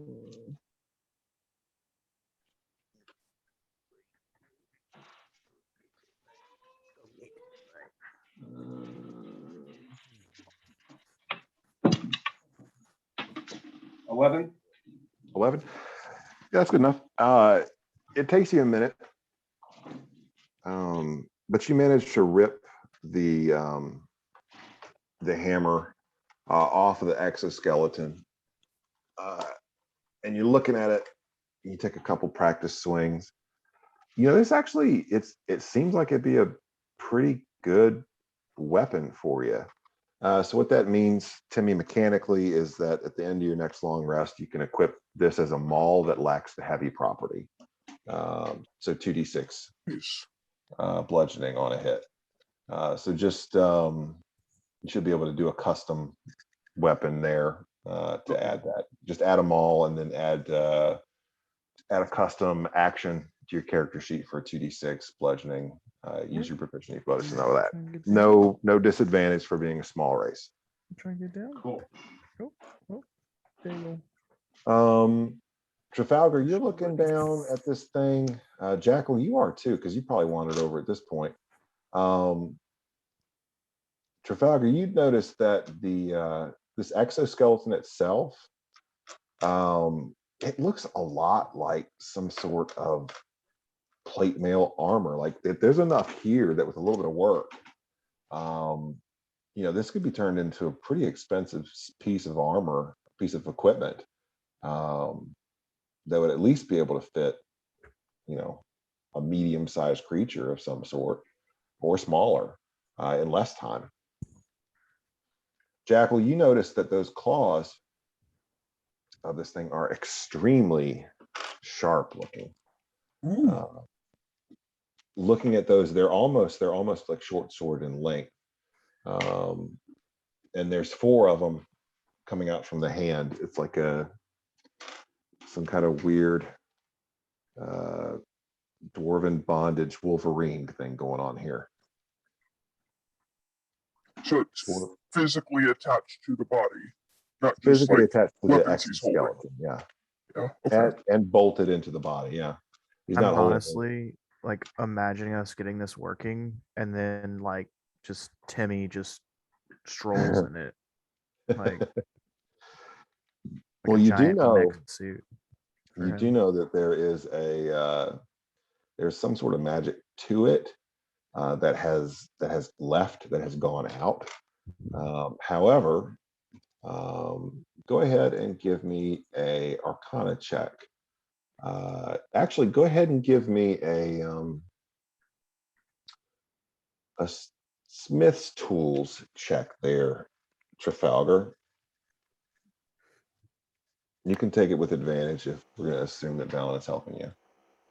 Yeah. Smith's tools. I just need to stop rolling, dude. That is cocked. I feel like I'm being punished for Monday's game.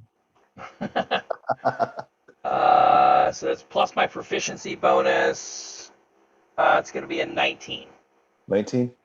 Yeah, you might be able to make something like that work. It's good. Okay. Take a little downtime. I mean, you could probably shove this in the bag of holding too. You gotta turn away when you open it. Another wanna- thing to go you might into his wanna- leg. You might want to get all the meat off of it though. Trafalgar, you're like, you don't want to leave all this meat on this beautiful piece of metal. If you're going to put it in your bag of holding. Well, I mean, It's never he gonna left smell all the the same. he left all the meat on the body he shoved in there earlier. So This is true. Oh God. So basically, mechanically, you've got four hammer claws, you've got a hammer shell, and you've got a hammer there. You can add those to inventory lists. Timmy, you've already pulled off the hammer. That would give you a maul that doesn't have the heavy, so you'd be able to use it. The shell itself is one that appears to be could be crafted into a set of plate armor. Okay. And the claws could be crafted into short swords, but they're actually, they have some value in and of themselves. Okay. Yep. Alrighty. So you said shell and claws. I'll Yep. put those in the bag of holding. While you have detect magic up and you're examining this one, Valen, you Do they notice. have the snake tattoos on them? No, these gentlemen, these two Duergar do not. You go through their belongings, by the way, and you're gonna find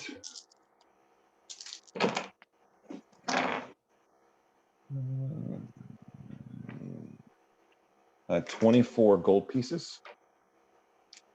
And you're gonna notice pretty much right away, because you're in town, it's not out on the tundra, that these are emblazoned with a symbol on one side of a dour, scowling face of a dwarf with a helm and a bit of a crown, suggestively, a bit of a crown motif on that helm on one side, and on the far side is like a embossment of almost like a fortress, and a symbol made up of 3 triangles. Now, Trafalgar, you wouldn't really know much about this sort of thing, but Valen and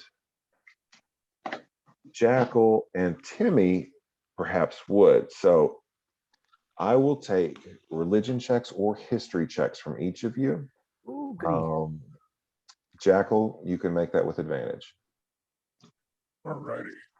Oh, yay. What is it again? Sorry. Religion or history check? Trafalgar, if you want to make a check, you're going to do a history or religion with disadvantage. I got 22. 22. I got it. Nope. That's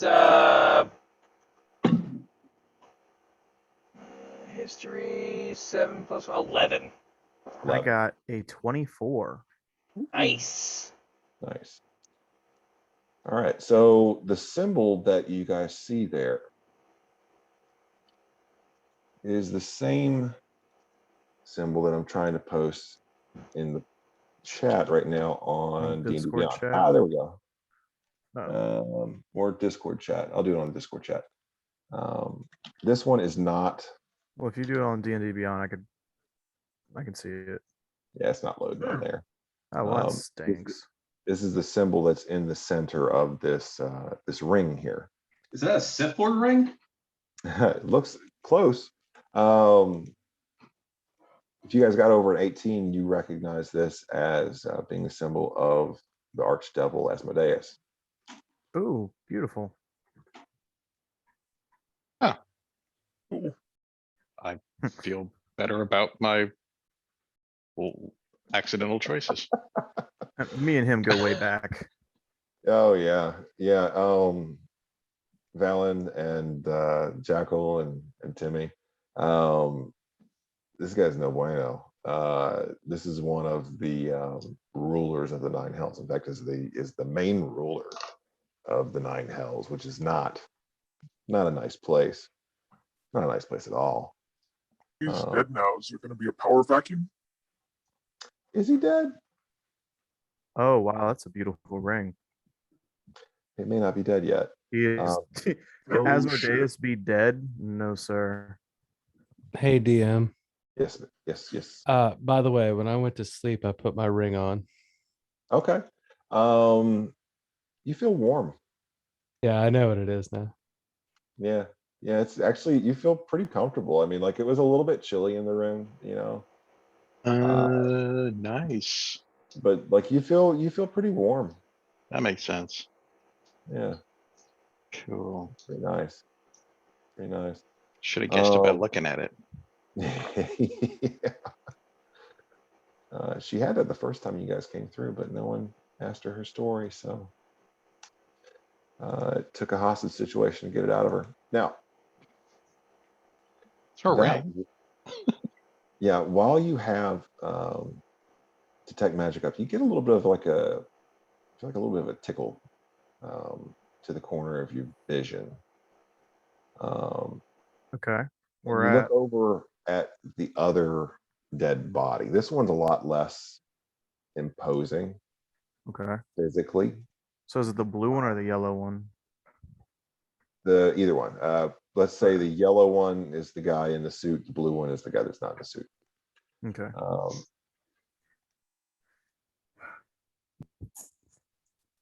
There be magic here. Oh, Yeah, hey, some kind of magic. DM. Yeah. Quick question. If I recall, they all had like stuffed backpacks, right? Oh yeah, yeah. These two guys both have stuff backpacks as Okay. well. How much gold did we find on them again? 24. I mean, if nobody else is gonna add that to their character sheet. I mean, we might as well split that between the three of us since we found it. Well, there's 4, so each of us All gets right. 6. Even split. There we go. Yeah.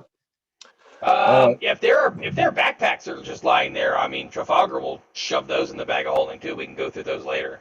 Yeah, sounds good. This gentleman is wearing not wearing armor. He's wearing a set of broken leather armor, pretty much destroyed by the trauma that was inflicted on him. But he carries a little dagger on his waist that has a magic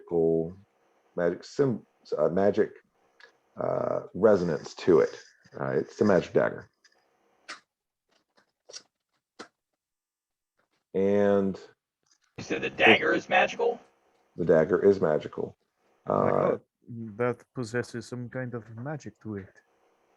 And it is, let's say it is enchantment. It is some kind of magical enchantment placed on this knife. Are any of the pieces or any of their loot especially sparkly or eye-catching? Probably that ring. That should look beautiful. This Jackal, this second Duergar here, Mhm. its blood has a weird violet color to it. It's actually a rather pretty violet color. I'd like to examine him more closely, please. Okay. Go ahead and give me another history check. With advantage or just regular? Just regular on this one. Okay. 7. 7. There's obviously there's some differences here between the two people here.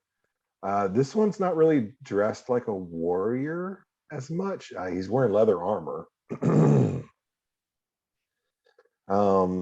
It seems to be, a little bit more like Sith-like robes, if you will. But you don't really see much else except for the blood is a little bit, it's like a violet hue and tint to it, like a swirl, like a swirling color inside of it. Is anyone paying attention to me? Yeah, there's a whole crowd of people around. I know, but I'm looking at this one weird guy. They're all looking at like the metal man and shit. Yeah, we could say that you're doing this while they're looking at the metal man.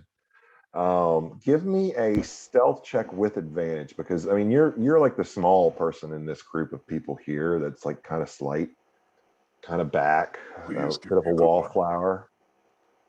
7. 7. So So in now other when you words, get- they see it when I pull my knife out. they see when you pull your knife out. Yeah. Yes, they do. And do you actually have a vial in one hand ready to go, or no? Let me make sure that I've got. We had those little clay pots. So I would have one of those little clay pots. Okay. Yeah, you can collect some blood if you like. And some Are you- tissue. What's that? And some tissue. Yeah, you can collect some tissue as well. Cool. Not much. Are you trying to collect a ration, or are you trying to collect like a sample? Are you It trying puts to- the Dexter? lotion Are you on its Dexter, skin, or or are else you it gets Hannibal the Lecter? hose again. The jackal gets out his scale. Starts taking measurements. I'm gonna go for cutting out a ration. Okay. Unless someone objects or does anything to stop me. Okay, so one of the townspeople clocks you doing this while Valen is holding up this poison dagger. Well, this dagger is poison. It does poison damage, because you finally realize there for a second, like this thing is gonna. That's what this is. That's what that magic means. That's why it feels kind of oily to your fingers, to your touch. Don't touch this part. Now, you hear one of the townspeople. Hey, what are you doing? Are you roll me a luck check, please?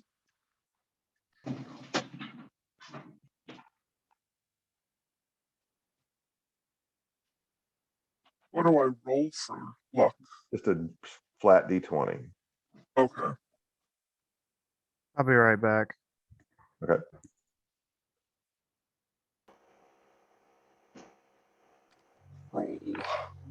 Five. A 5.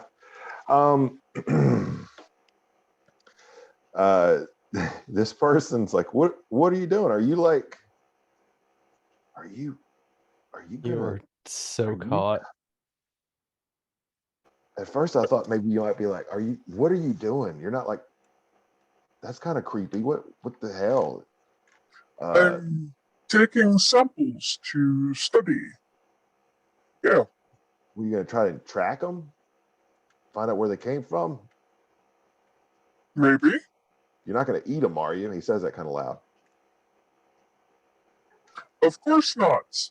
I know that in these barbaric lands, one does not eat another one that can speak.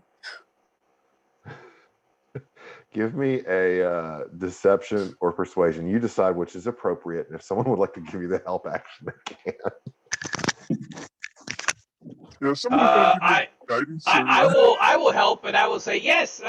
My friend, the jackal here is not familiar with our ways and customs. So, and we are also investigating the goings on here. So we need to investigate these people. All right, so you can make that roll with advantage. Come on. 12. 12, that's good enough. That's good enough. He goes, all right. Well, it's still fucking weird if you ask me. You get the side eye from this one guy, but no one stops you. You fill up a equivalent of a vial with this weird Duergar's blood. Cool. As I stash away in my pack, I lick my fingers clean. Okay, you feel like you feel like a tingle, like a tingle on your tongue. Oh boy. And roll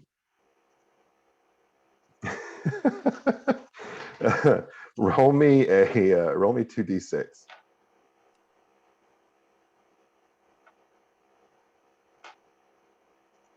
I'm gonna half that. I'm not gonna tell you what it's for yet. 7. 7. All right, so 3. You feel like you're suddenly a little bit taller, which is weird. I'm going to look over at my buddy Trafalgar and exclaim, "Hey, you shrunk!" Does the jackal look a little bit taller? The jackal looks exactly 3.5 inches taller. Yes. What? How? What? What did you do? I'm just going to like stick my hand in his face and go, "Here, taste this." Does this taste funny to you? No, I'm not going to taste you or your fingers. Not where that hand has been. Well, then smell it. Let me know what you think. Ugh.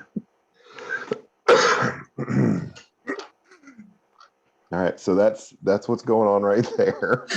Larry, about this time you walk back over into town and you see Jackal holding his hand in Trafalgar's face going, "Smell this." I mean, that doesn't seem unusual. Not for me. It's the jackal. For this group, no, not really. No, I didn't think so either. Larry does not blink.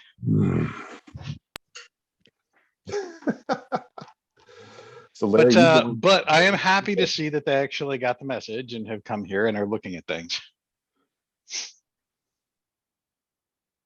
all right, cool. You guys kind of just share what you've kind of run across.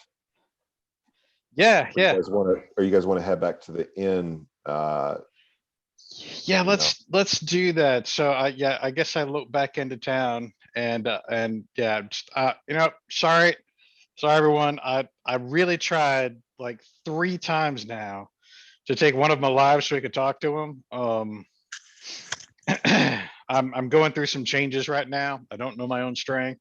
I'm gonna have to make some adjustments. Yeah. Oh, so yeah. this is your handiwork. Yeah, a little bit.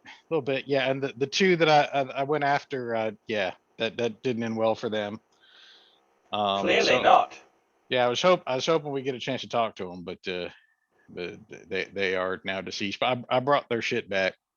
So if y'all want to rifle through their belongings, I brought what I could. All right, so you guys head on back to the inn. When you get there, you scoop up Rhaegar, who's lost, wandering around outside of the inn. Head back in. Eubis is snoring very loudly. I'm sorry, very quietly from a chair in the common room area of the inn. I carried Eubis upstairs, remember? Oh, that's right. Well, you carried Eubis to an actual weren't bed.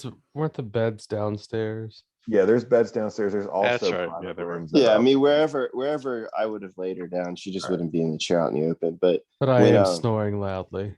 Yes, so Eubis is snoring loudly, laying horizontal on a bed. Is that like another symptom of Eubis's recent puberty? Probably. On So your way Ray- in, you see that the proprietress of the building, she is passed out at the bar upstairs in the lounge. Rhaegar, over- I was gonna say Rhaegar would be sitting like somewhat near where Eubis would be, or at least like within an earshot, and maybe kicking my feet up in the common room on a chair and a footstool, and I'd be just like picking up my fingers, and then you'd see me take a small flute out of my bag, and this would be the first time this had been produced, and basically I just start kind of like whistling like a Lonely Shepherd, Kill Bill style flute tune. All right. So you guys do that. I mean, Ubis is asleep. It's really fucking late. It's right around midnight. It's weird. You guys haven't seen any of like the Northern Lights type stuff that signify Oral's nightly casting yet. Well, she's had a big day too. She's probably a little tuckered out. Poor thing. Poor thing. Bless her heart. Bless her heart. I would look at Larry as he comes in the door and say, "What a fine mess you must have gotten us into. Do What? not wake her. What'd I do? We will talk in the morrow." All right. All right, cool. So you guys go ahead and get a long rest in. Been a big day. Wait, before we take a long rest. Okay. Don't you do this to me.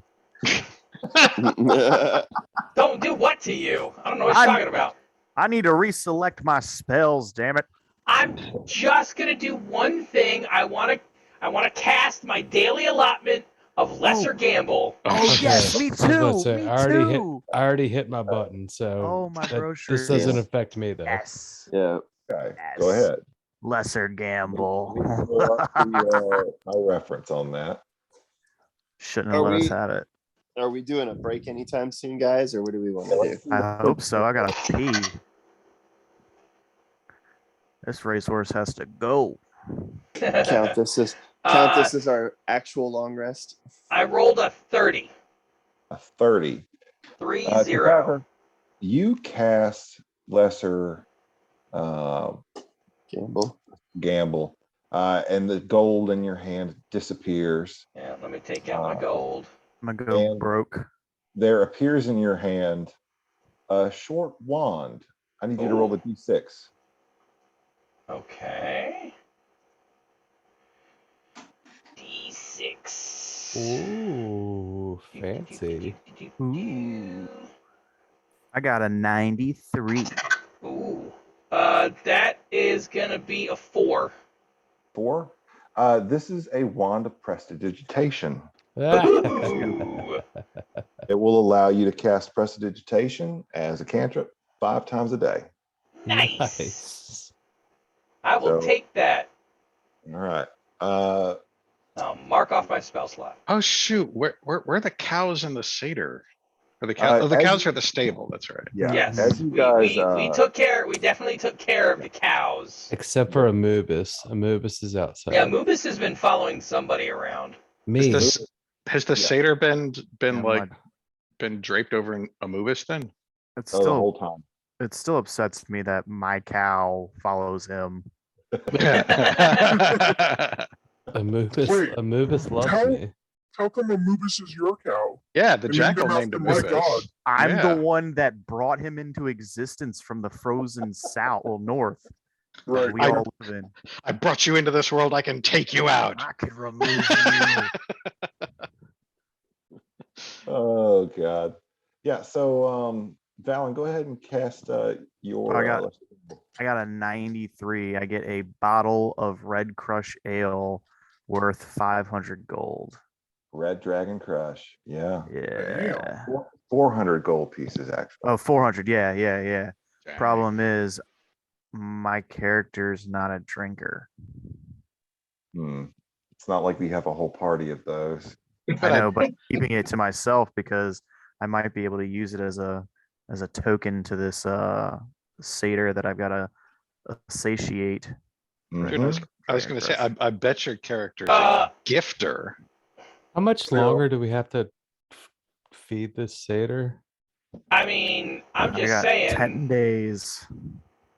10 more days.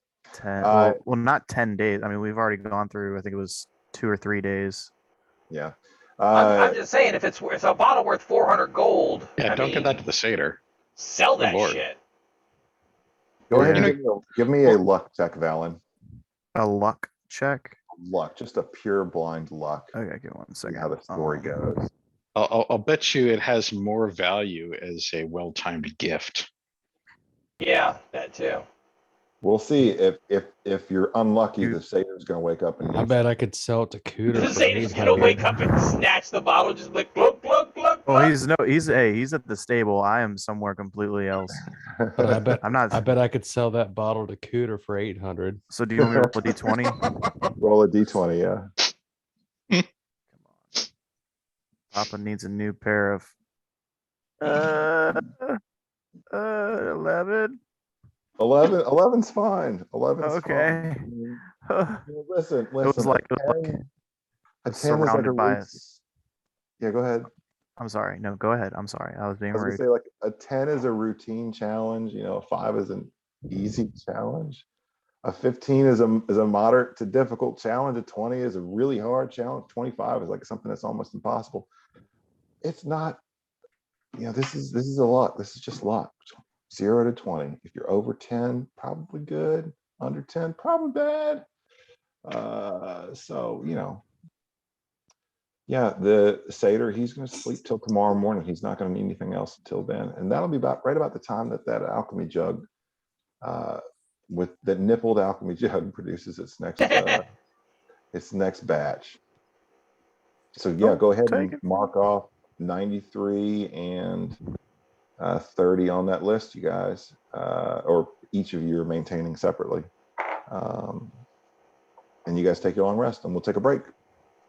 Ooh. How long is our break gonna be? Let's go. It's 9:40 right now. Let's go to 9:55 and we'll come back for about 45 minutes. How late can everybody play tonight? I mean, I could probably do 11. 11. One for 11. Yeah, I I'm can do good that. for however. Yeah. Doesn't Yeah. matter. Wherever one was, 10:30 would be preferable, but 10:30, 11 o'clock's fine. All right, so we'll aim for around 10:45. Just depends on what you guys do. All right. Ryan, did you want to do some announcements or anything? Yeah, unless you want me to wait till we come back from break and I can do it real quick. Let's let everybody go ahead and have a bathroom break and such. Yeah. All right. So.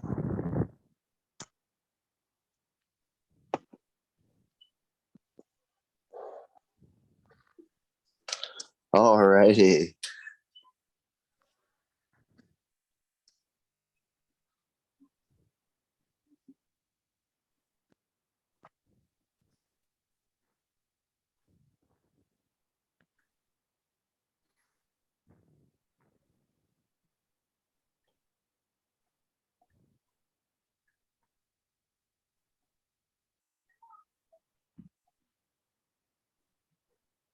I really have to adjust the my stream stuff. My CPU cannot keep up with my video feed. Yeah. Have you considered, like, I don't know if you have a smaller second, like a laptop or something, but using that to actually do the streaming instead of your PC you use? I'm gonna have to, because what I'm using right now is a 2003 like tower. It's bad. Yeah, I need a new rig too. I mean, that's like my next goal is to get a decent laptop. Yeah, I've actually, for the video and audio, I've switched to using my phone for that. And then using the desktop or tablet for, running the above VTT and all my references.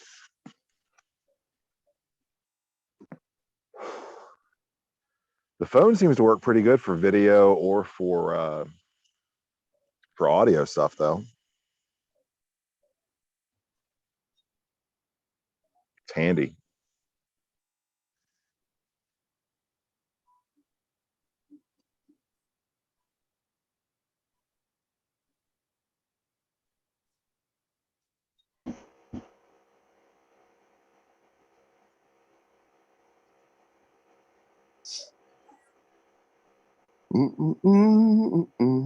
And since we're doing long rests, Oh, thank we'll you for have to reminding have me. everybody will be have to decide on the on their boon. Oh Uh, yeah, because Rhaegar never took anything from what was it, Paylor? No, Lathander. I didn't take Lathander's blessing Neither Yeah. did because I was afraid. I actually wasn't afraid, but I was basically like too I'll be loyal right to back. Crom. I'll be right back. You're saying, Ryan? I ended up keeping my loyalties to Crom, and I refused Lathander's blessing. So you were talking about how like something would happen as a result of that later on. Yeah. And we had DM'd some stuff, but yeah, no boon for Rhaegar. Yeah. Basically, I have a table from the DMG. I'm going to give you guys a couple choices on. Or also there's a table in Van Richten's guide that's kind of appropriate. That's pretty sweet. How's that Pegasus coming along? A sky pony? Sky Pony? Yeah, remember DM? We had talked about that. Hmm. Rhaegar was thinking he would try to get himself a sky pony from Crom's blessing. That's right. I have that in the notes. It is. Uh, That was a private DM conversation about my refusal to take Lathander's blessing. That's right. I almost forgot about that. How the fuck Oh, did I forget that? You refused him too? Yeah, I can't take another god's blessing. I only worship Crom. Oh, yeah, well, mine wasn't about that. I don't have a particular affinity to God. I just thought that, there was some, that was some just wrong bullshit. I was not behind anything that went down that day. I mean, I'm all about like light, and I'm all about, killing this ice witch, but not at the expense of Crom's wrath. Yeah. So I'll go ahead and give you your choice now. Now Larry has already got something that he's going to be doing instead. And it is slowly percolating. Yeah, as soon as the opportunity presents itself. Yeah, I was hoping Right? that opportunity was gonna be tonight, but unfortunately I fucking critted. No. So Larry, the one that has the potential to be bad, Yeah. that is the one that will happen tonight. The other one is the one that will happen. Wait, did we decide on both of them? No, What no, do we- the bad one has to come before the other one, and it can only come if the opportunity presents itself. The dice That's have to right. fall that way. That's right. Okay. All right. Ryan, for Rhaegar, you can choose from your deity Crom, you can choose a blessing of health, Okay. a blessing of weapon enhancement, Okay. or a blessing of wound closure. Okay. How do those each kind of work? Is All it right, so temporarily? Is it blessing is temporary or is it permanent. stat? Okay. Blessing of health would increase your con score by 2. Hey, everybody, just remember you're on stream still. Okay. Oh, we Just didn't pause that? Oh, okay. No. Okay. Hello, everybody. Hi. So blessing of what? Howdy. Howdy. Well, howdy ho. Howdy. That's weird. And now that's a not trademark right. infringement. We're gonna get a hit on that. Just like pictured Towley as part of the Borg just then. That was bad. It's bad. I don't want that again. How would you build I'm gonna Towley? assimilate you so hard I have no idea what's going on right now.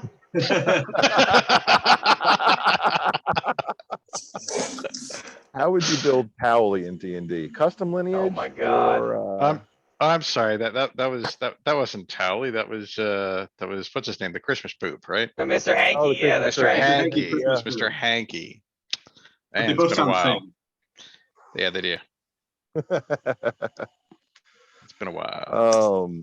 Been a while. All right, so that blessing of health will increase your con score by 2. Okay. Blessing of weapon enhancement will mean that you can pick one of your weapons you have on you. It becomes a +1 weapon. Oh my goodness. Ooh. Blessing of wound closure would mean that you basically get the benefits of a preemptive wound closure. Okay, I'm definitely gonna take. That's actually pretty baller. I'm gonna take the weapon enhancement. Okay, go ahead and just put that in your note. So- one weapon that you wield, one weapon in your possession becomes a +1 weapon whenever you wield it. You now have So- a +1 nut hole. So, Yep. Get it with your nut holes, man. so do we get this? Do we get this boon in the morning? Like, is it just an energy that comes upon us type deal? Yes. But how'd you All get a right, boon? so because Well, we got a everybody got a boon. Everybody had a blessing. Some characters chose to forego the blessing. I completely forget which one that I had. Aminator. Let me I load don't- that up real quick. I must What have not been in the game. What did I take? it was Lathander. Remember, Lathander was giving out a blessing for releasing the light, and Rhaegar refused Lathander's blessing. It was back at the cabin. Rhaegar refused the Oh. blessing. Rhaegar refused the blessing because he can only worship Crom, so he's not going to take a blessing Oh, from hold another on, deity. Let me check my notes. I'm sure I got But- it somewhere. Well- That is Blessing of the Dawn, I do believe. Yes, Where's that at? and it was the temporary HP buff that everybody gets. Yeah, so so everybody, temporary you hit start points. off the day with 10 hit points. Yeah. yeah, with it's like 10 temporary hit points. points, Yes. So which is not bad. So like Rhaegar Oh, essentially, I totally forgot to do that then. Rhaegar. Well, in the not early- until your first rest. Well, now I got my long rest, so I got Yep.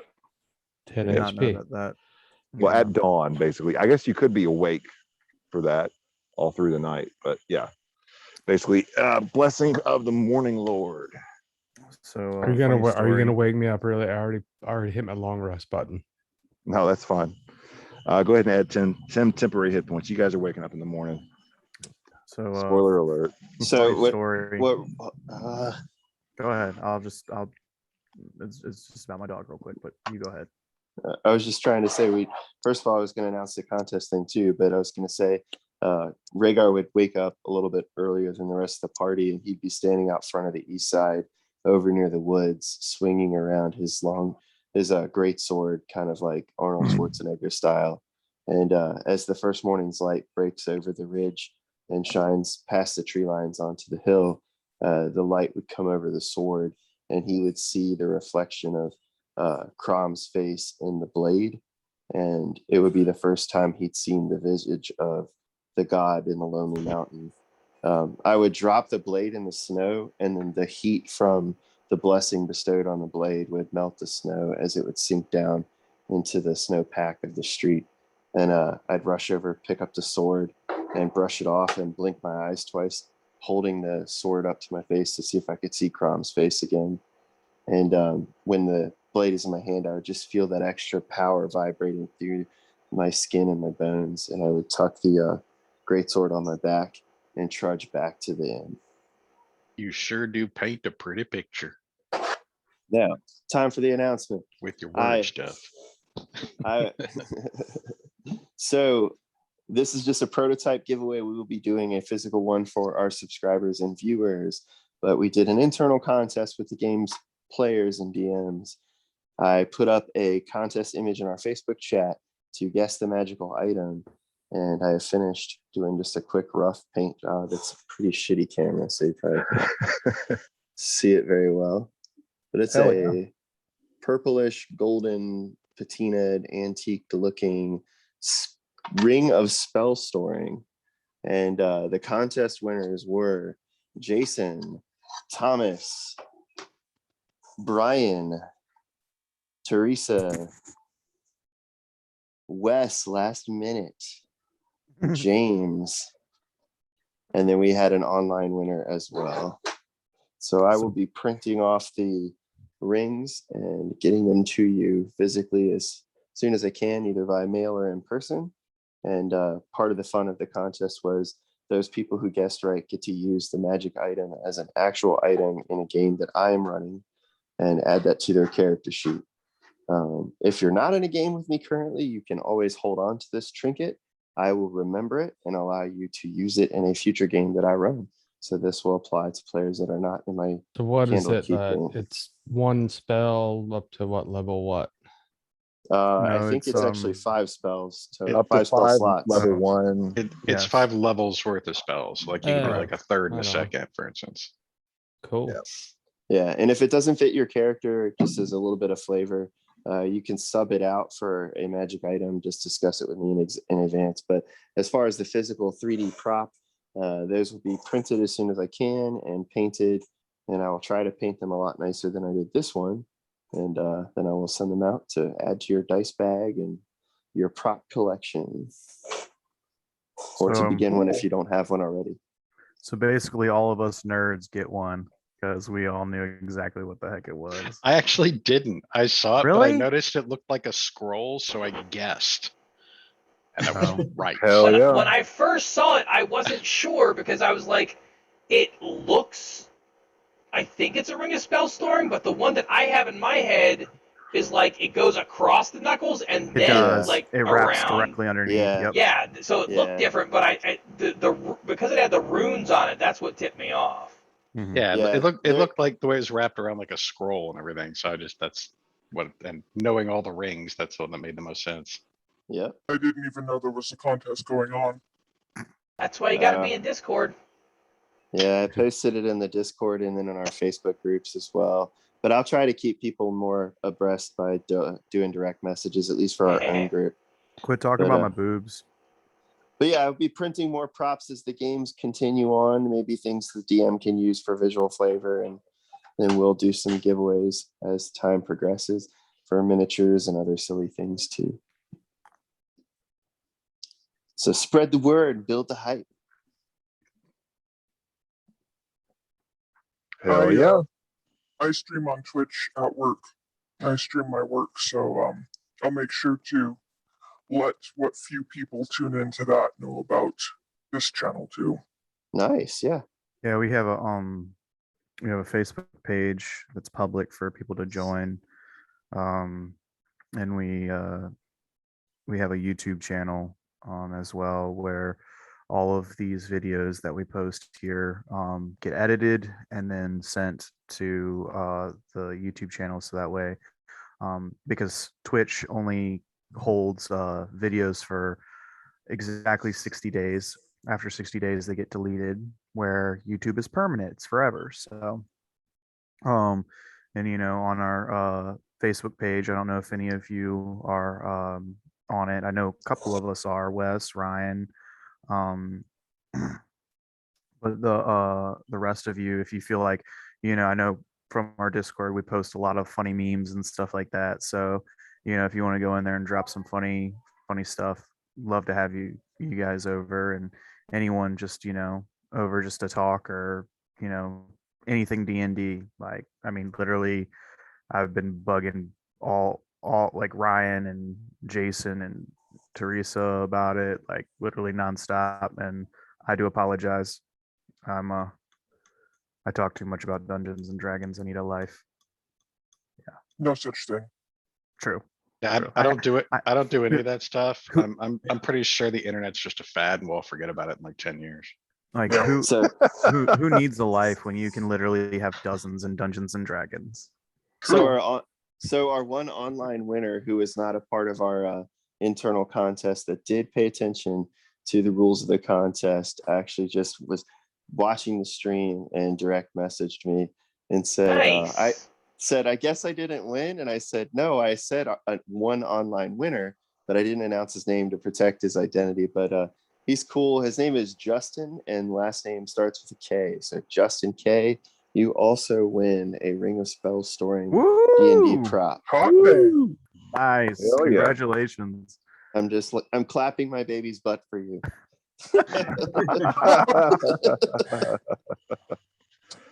All right, so you guys are finishing up your long rest. Stop eating my shoes. Everyone, stop eating Thomas's shoes. Okay. Sorry. Like, on our break, my dog literally jumped up on the desk and grabbed my fork and ran into my bedroom with it. I'm like, no, like, No, that was Tommy talking his. Larry baby keeps too. talking about his nut hole, and so Oh God. Anyways, Ryan. anyone whose character has a good reason not to accept the blessing that God gave the party earlier in the session, at the end of the session with the Black Cabin, can ask for a different blessing from that's appropriate to their domain. That's fine, but if you're taking the one that you got from that quest, that means every morning you're going to gain 10 temporary hit points at the start of your day, pretty much at dawn every day. Okay. So nice. Oh, my groceries. Yeah. Is there anyone else other than Ryan's character Rhaegar and Ryan's character Larry that wants to do something different for character reasons? Is it okay if I interject real quick and just say something? Yeah, sure. Okay. This is to everybody that's watching us right now. Thank you for watching us. All of you are, very much valued, and we appreciate you for watching us right now. Right now I'm looking and we've got 10 viewers. So I just wanted to say Rad. I just wanted to say thank you for watching us. We've got Teresa, Tree, as we love to call her. She's just, hanging out in the chat. If you guys want to talk to her, feel free. Sorry for interrupting you, Jason. Go ahead, boss. You're fine. You're fine. So other than Larry and Rhaegar, is there any character that has a good reason to turn down the Morning Lord's offer of a blessing? I don't know if Anubis would protest or not. Okay. So Jackal, you feel a bit conflicted about this. So you spend the night, part of your long rest, in a bit of contemplation and prayer, and you have a couple of options then. And is there anyone else that is going to need or want something different as well?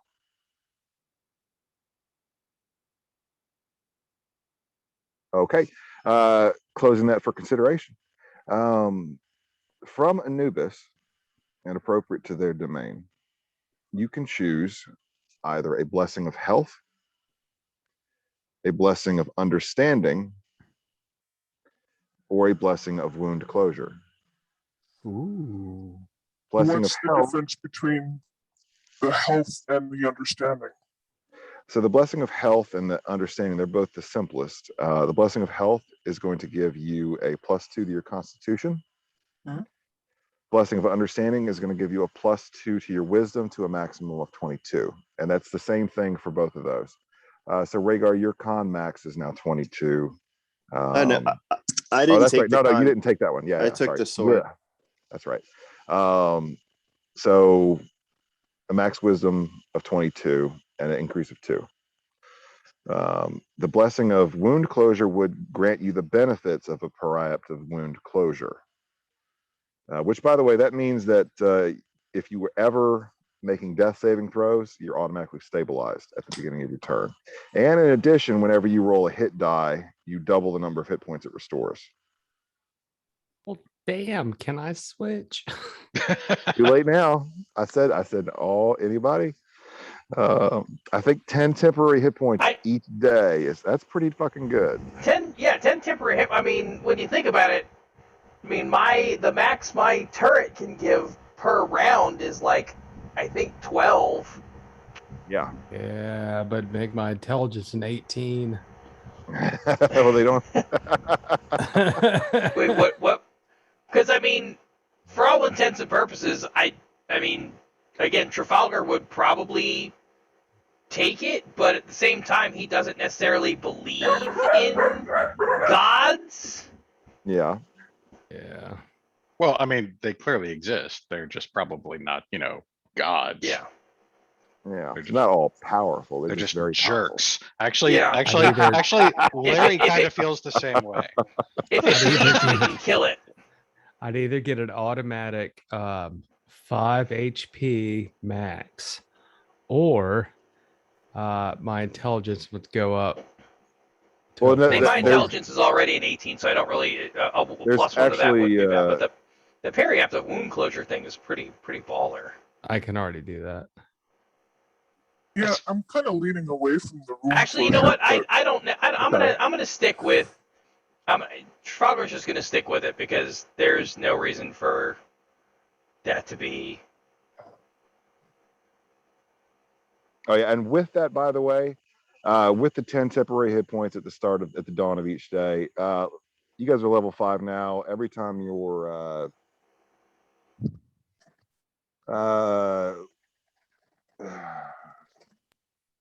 I'll get back to you. We're going to scale that a little bit as you guys go up in levels, but I'll get back to you on that. Just have to remind me, okay? Yeah, because as I'm saying, if I just took the +2 con, I'd have 5 HP max anyway, but it's not 10 every day. I mean, that's nice. Oh yeah, I don't mind. Well, I mean, you can't kill me anyway, so it's all right.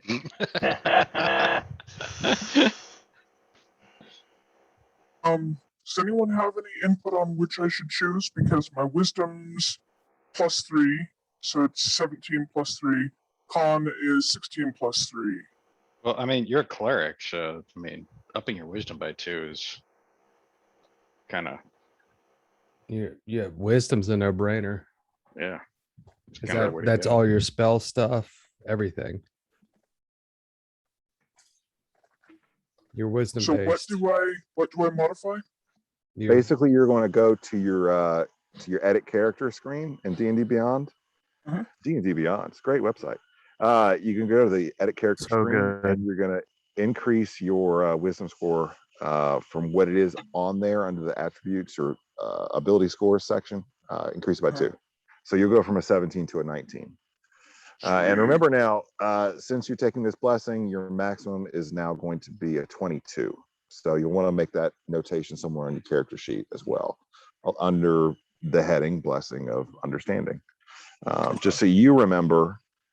So when you take an ASI, if you need to, you can finagle that to where you can get your wisdom over 20. That's amazing. Yeah. I'm trying to find Which it is on really the- good. That's really good. I don't change proficiencies. Mm-mm. I don't see where it's hold on. Hold on. I'm looking real quick. See where to Thank go. you. If you go to, By the let's see, Hey, Jason. abilities. Yeah. So before I went to sleep last night, I didn't really get the chance to say this because there's just so much like going on. I wanted to use my portent ability to Mhm. burn the 12 that I rolled to learn one of my spell scrolls. Okay. Absolutely. Nice. So the one that I'm going to go with is the cantrip Shape Water. Well, Well, because can't you like I can't remember what the rules. so you, as a wizard, I believe that you can change out your cantrips every long rest. Okay. But you have a maximum number of cantrips that you can have at any given time. Now, if you hold on to that scroll, it means that if you ever were in a situation where you needed to use a shape water cantrip, you'd be able to just whip the scroll out and use it without having had to switch out your cantrip. So then you don't have like any extra. You don't have like an extra cantrip slot or anything. So what would the party suggest then? So I have 2 spell scrolls that I can learn. Frost Fingers, which is a first level spell slot, and then there's Misty Step. That's also a first. Misty Step There's a is second. Yeah, So no, Misty I couldn't use that 12. Then I couldn't use that 12 for Misty Step. So I have to learn the Frost. The Frost. Well, the fingers. Yeah, the Frost Finger spell. Yeah, you spend some time over the course of the evening. You've got the lamp turned up bright. You copy that spell right there into your spell book. You can prep that at the start of each day as you like to be able to cast that spell. Hey, Jackal. If you go to, I think, you go to your abilities. Yeah, it's like the third And then if you- tab option. And then if you go to wisdom, you can do other modifier or miscellaneous, but I don't think you can change that. No, You so gotta- yeah, you have a couple different options. The easiest way to do this is probably going to be to click on your click on the edit character button. Now you're on a That's where I am. Yeah, I'm on the ability scores page. And you go to abilities and you have other modifier and override score. Mhm. I think you can go to other modifier and just click that up by 2, and that Mhm. should do it. That should do it. But then I think you just have to remember that you're capped at 20, whatever it is. 22. Okay. Yeah. Yeah. I'll leave a note in there for myself. So Jason, I'm rolling my 2 d20s for my portent for the Mhm. morning. One is a 10 and one is a 14. Okay. All right, sounds good. So I got something to do in the morning because I know Rhaegar said that he got up before everybody else, but that's bullshit because I transfer 4 hours and get up. So Rhaegar and Larry aren't talking right now. Uh-oh. Uh-oh. Rhaegar is mad he missed out on all the killing, the sweet, sweet killing. so when Rhaegar goes out, he probably sees what Larry's doing and just shakes his head and walks off. So I would walk by you and I would say the elven name that I made up for you and grunt. I would say Smithers. So what? Smithers? Smithers. It's pretty It's- much yeah, it's weird. pretty much Smithers. Pretty much. Smithers. It's So- Boo Earns. Boo so what- Earns. What Larry's done Boo earns. since he only tranced for 4 hours, essentially what he's done is he's emptied out those backpacks that he brought back, and Mhm. like he's found a place in the inn to do one of those like boards where you like put like clues up and like put string between them and shit. So he's like taking things out of the backpack and trying to put that all together. But any connections he's making make absolutely no sense because he's been getting help from the Fae, and they do things like they'll like make a magic bow out of like the tear of a frog and the fart of a dragon and the laugh of a tax collector or whatever, so like the normal way that like you put things together doesn't necessarily track. But he has taken like the stuff out of the backpack and put it on display and done whatever like weird connections that he's attempting to make to try and figure out what the hell these guys were doing in Tourmaline. So when people get up, that's So- there. So I removed one of my cantrips, like changed it out for shape water. I can't remember what it was. It was encode thought. Okay. The Shape of Water. It's the movie. The Haven't you movie. seen it? Shape water. Yeah, it's shape water. You mean Grinding Nemo? Grinding. Grinding me, man. It was a good story aside from that, though. Come on. Because literally, like I've gone like almost, I'd say That was my 3 favorite internet games. meme for that. I've gone like 3 games wishing I had this spell because we're like shit's catching on fire and the whole freaking I'll just tell you location right we're in. now, you're not. There's you're not literally gonna- you there's won't need it literally now. snow everywhere. Mhm. You're not gonna need it now. Yeah. Why do you have it? No, it just every time you switch your spells up, you won't need it. Yeah, I played a cleric forever. No matter what spells you prepare, they're always wrong. Wes, you know how it's you know how you play on Monday with me? Be prepared to take fall damage. No, I'm just saying. As a cleric, I prepare all these spells that I think I'm gonna need, and Yeah. they're all wrong. I completely I have no idea what happens, and it just ends up they're all wrong. like, brother, I have dancing lights, and now I've literally like I've had dancing lights for like 3-4 games, and I've had like those freaking goggles. I literally had what is it? Goggles of night. I don't know why I have it anymore. I just carry the spell just to be like, hey, I'm inside. I'm taking my goggles off. That hurts my eyes. my Yeah. monthly game, I was on a ship and I was like, hey, maybe I should get water walk. Yeah. We never fell off the ship. Quick question. I can't remember. I thought we like split the goggles of night or something like that. I don't know if Yeah. that's possible. Yeah. No, We I have did. I have a Yeah. monocle and you have one. Yeah. All right. So I'll switch out dancing lights. Yeah, Maybe that's I'll think about it. Goodness. I mean, it's still good utility. Because you can have a pretty good casting distance with that. So that's nice. But it's all like right, having dancing lights on and my then I also have a drift globe. Like, why would I have both? Yeah. yeah.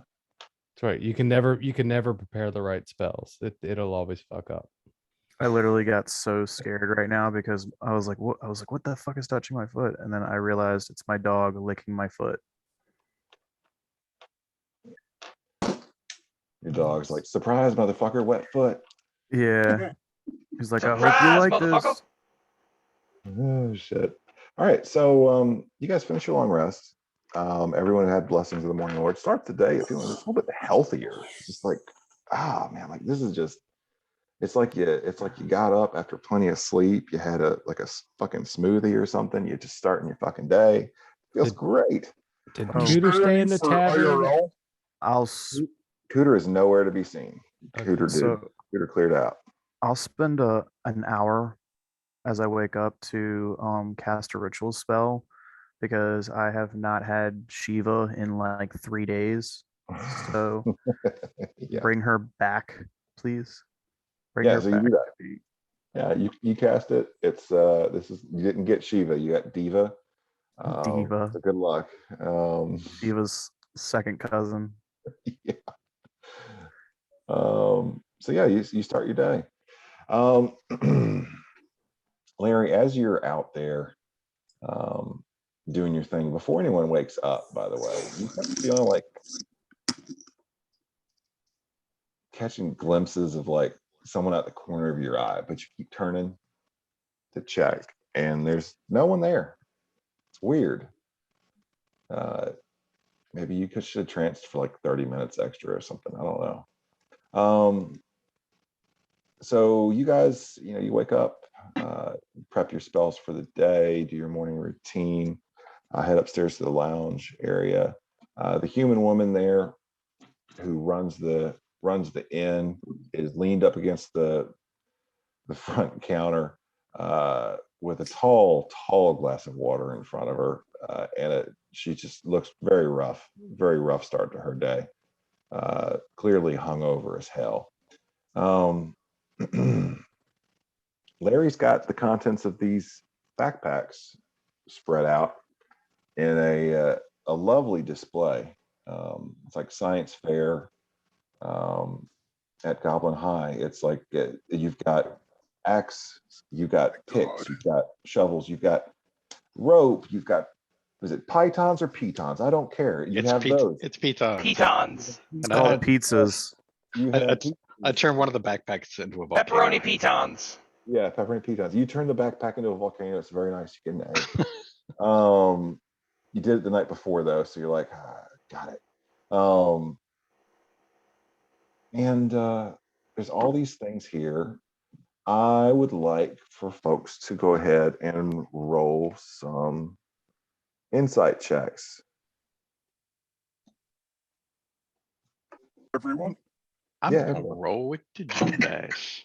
Ooh, can I guidance? Oh, nice. Can I get? 15. Yay. That's a 23. 23. Can I guidance that junk since my Fae have been helping me this whole time anyway? I Yeah, got I a mean, 24. Unless you're going to be able to pretty much guide out of combat, you're going to pretty much be able to guidance a lot of different things. Not everything, but a lot of different things. So yeah, 24, 23, That brings me all the way up 12. to a 14. 14, 12. Yep, it tracks. 12. Okay. You guys sit around and you talk about this stuff. It's almost like these dwarves were going mountaineering. They're geared up for that, and that would suggest that perhaps there's some tie between these dwarves and nearby mountains. Wait, Larry, what did is you bring this? out? What is this now? We're all just sitting downstairs, and there are all these mountaineer people. Yeah, all the gear is all spread out that was taken off of the dead dwarves, the ones that Larry killed out in the wilderness, followed out of town. Okay. So All right. there seems to be some sort of suggestion here from the gear itself that if we're also like in a that. group talking about this whole, like events of last night, I'd be like, there is one thing I feel I should bring up to the group. And I will reach into the bag of holding, and I'll pull out the body and sort of thump. Which I'd be like, one? I only took one body. I think you took both bodies. No, I took the body of the guy that I killed Oh, that's right. with the tattoo on his neck. Mm-hmm. I didn't When take you any were other gonna bodies. pull blood? I took that I took that armor thing off of the guy's body. I didn't take the body. Well, did you take the body for the other one, the one that had the bag of holding that you also took out? Or did Jackal take it out? I didn't take that body. I didn't do anything with that one. Jackal, I think you took that one out. Yeah, I think Jackal killed him. I don't think that was Oh, Trafalgar. that's right, Jackal. You see. That's right. Sorry, Trafalgar. You pulled the dead body out of your bag of holding. That's built into your thigh, like fucking RoboCop. Look, I know how this looks, but let me explain. Larry just goes, aha, and he takes like 2 random spots on his weird, like, evidence board and takes 2 pieces of string and pull them over and tack them to the body. Now it makes sense. I say this All coming gentleman, this gentleman here was somewhat involved with the fire last night. Because when I went to question him about it, he ran in a very guilty manner. I could tell. I'm very intuitive about these things. I tried to wing him, but I shot him in the head. But I noticed this tattoo on his neck. Does anyone else know what this is? Did you notice the tattoo before or after you killed him? Oh, definitely after. It was very dark. But he was the only person around not looking towards the fire that was raging nearby, and he was looking around very suspiciously. Jackal, you're reminded you're carrying the bag of holding that Ubis was trapped in, and you did scoop the other person, the one who had been carrying that. You scooped them into that bag. So you have a bag with a body in it that no one has really talked about. I have a bag of holding. Yeah. Or does Ubis, you have the Ubis bag has then. it. Yeah. Yeah, I have it. Yeah, you took your own bag of holding. But yeah, I Yeah. think we did joke about that at the end, about him putting, like, just for the irony of it, putting the body in the bag. I didn't remember if we actually Oh, did it's that. canon. It's canon. It's canon. That happened. Yeah. Okay. You guys Well, since we're may have pulling out done murder, but bodies- cleaned it up. Since we're pulling out bodies from last night, I'm going to pull out my clay pot with the bits of the Durgar in it. Okay. I prepared a new spell last night. So I prepared Analyze Remains. Okay. Oh, What? What is Can that? what is that? Can tell the caster Okay. something about a specific creature from samples of its anatomy. When cast on a sample of fresh blood or part of a body less than 24 hours old, the caster gains knowledge about the nature of the creature.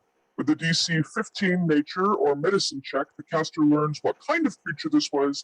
In addition, they learn 2 of the following facts. You roll 2d6 to determine what information is learned. If the same number is rolled twice, choose from the listed roll. So you can learn resistances, immunities, vulnerabilities, size, alignments, and alive or not alive. Right. Ooh, this so is like Jackal- CSI Lower Nile. Yeah, it is exactly. Jackal pulls this out and says, "Watch this," and then spends 10 minutes casting the second level spell. This is a homebrew from the homebrew list compendium on D&D Beyond that I liked, and I wanted to throw into this game. So here we are. Okay, do I know that I have a body in my bag of holding? I would think that you were there. I mean, you were there, man. So yeah. Well, I just want to get the body out of it there because I want a clean bag of holding. You were tired. It's like one of those "what did I do last night" moments. Yeah, let me just what's mine say, dude? What's mine? Dude, what about mine? Yeah, I'll take my bag of holding out, just dump it out, and there I guess a body falls out. Yeah, a body falls out in a very, very awkward pose on top of the other one. Like, And I'll should we just move look at that? it and see if it's clean, make sure the bag's clean, and then Oh, the bag is clean, man. yeah, It's okay. I'll just put the nothing bag but away sweat. then, and I'll walk away. All right. Larry's just like, well, damn, I feel a little bit less bad about what I got up to yesterday. The lady So behind the with- counter just sees you guys do this stuff. She's, I'm gonna go downstairs to clean. Leaves. All right, so With Jack, when the- you cast a spell, Yeah,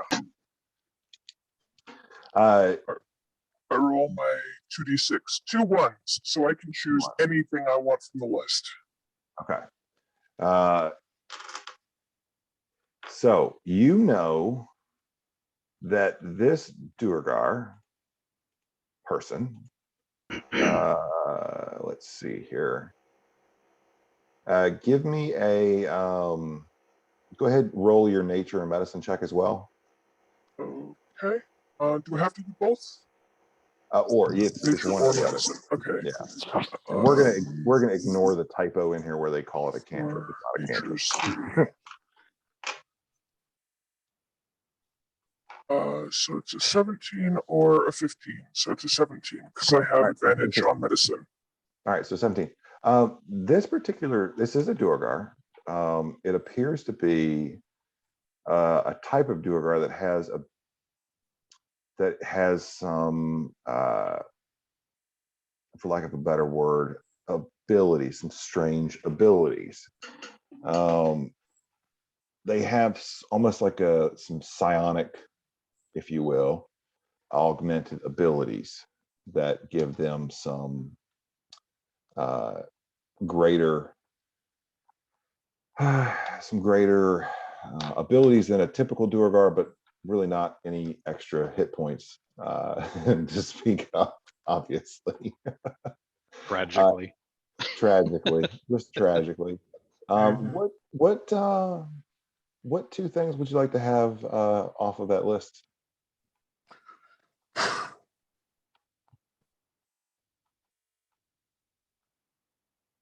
Honestly, I want to find out what it was about it that made me grow 3 inches, but I don't know what that would fall under. So you would know as part of the main casting of the spell. I'll let you know this isn't part of the main casting spell. This particular Duergar is a bit more talented. Like Duergar in general can grow big. They can cast a spell on themselves. It's an ability that they have. They can grow large. Have I shrunk back to size after waking up? Yes. You did. You did about just shortly after you grew slightly. Basically, most Duergar are able to grow large. This particular type is able to grow small. Yeah, that guy, he got real big for about a second and a half. Yeah. All right. Let's find out what his immunities and vulnerabilities are. Okay. So he does not have any immunities. Damn it. And he does not have any vulnerabilities. Oh, come on. He does have poison resistance as a dwarf. So it's a racial trait. You could know, I'll let you know too that he has some light sensitivity if it was bright out. And I'll go ahead and as part of this, you can know that with that vial of blood, you can consume that vial to cast Enlarge Reduce on yourself or another creature that consumes that vial. That's all you. It's all yours.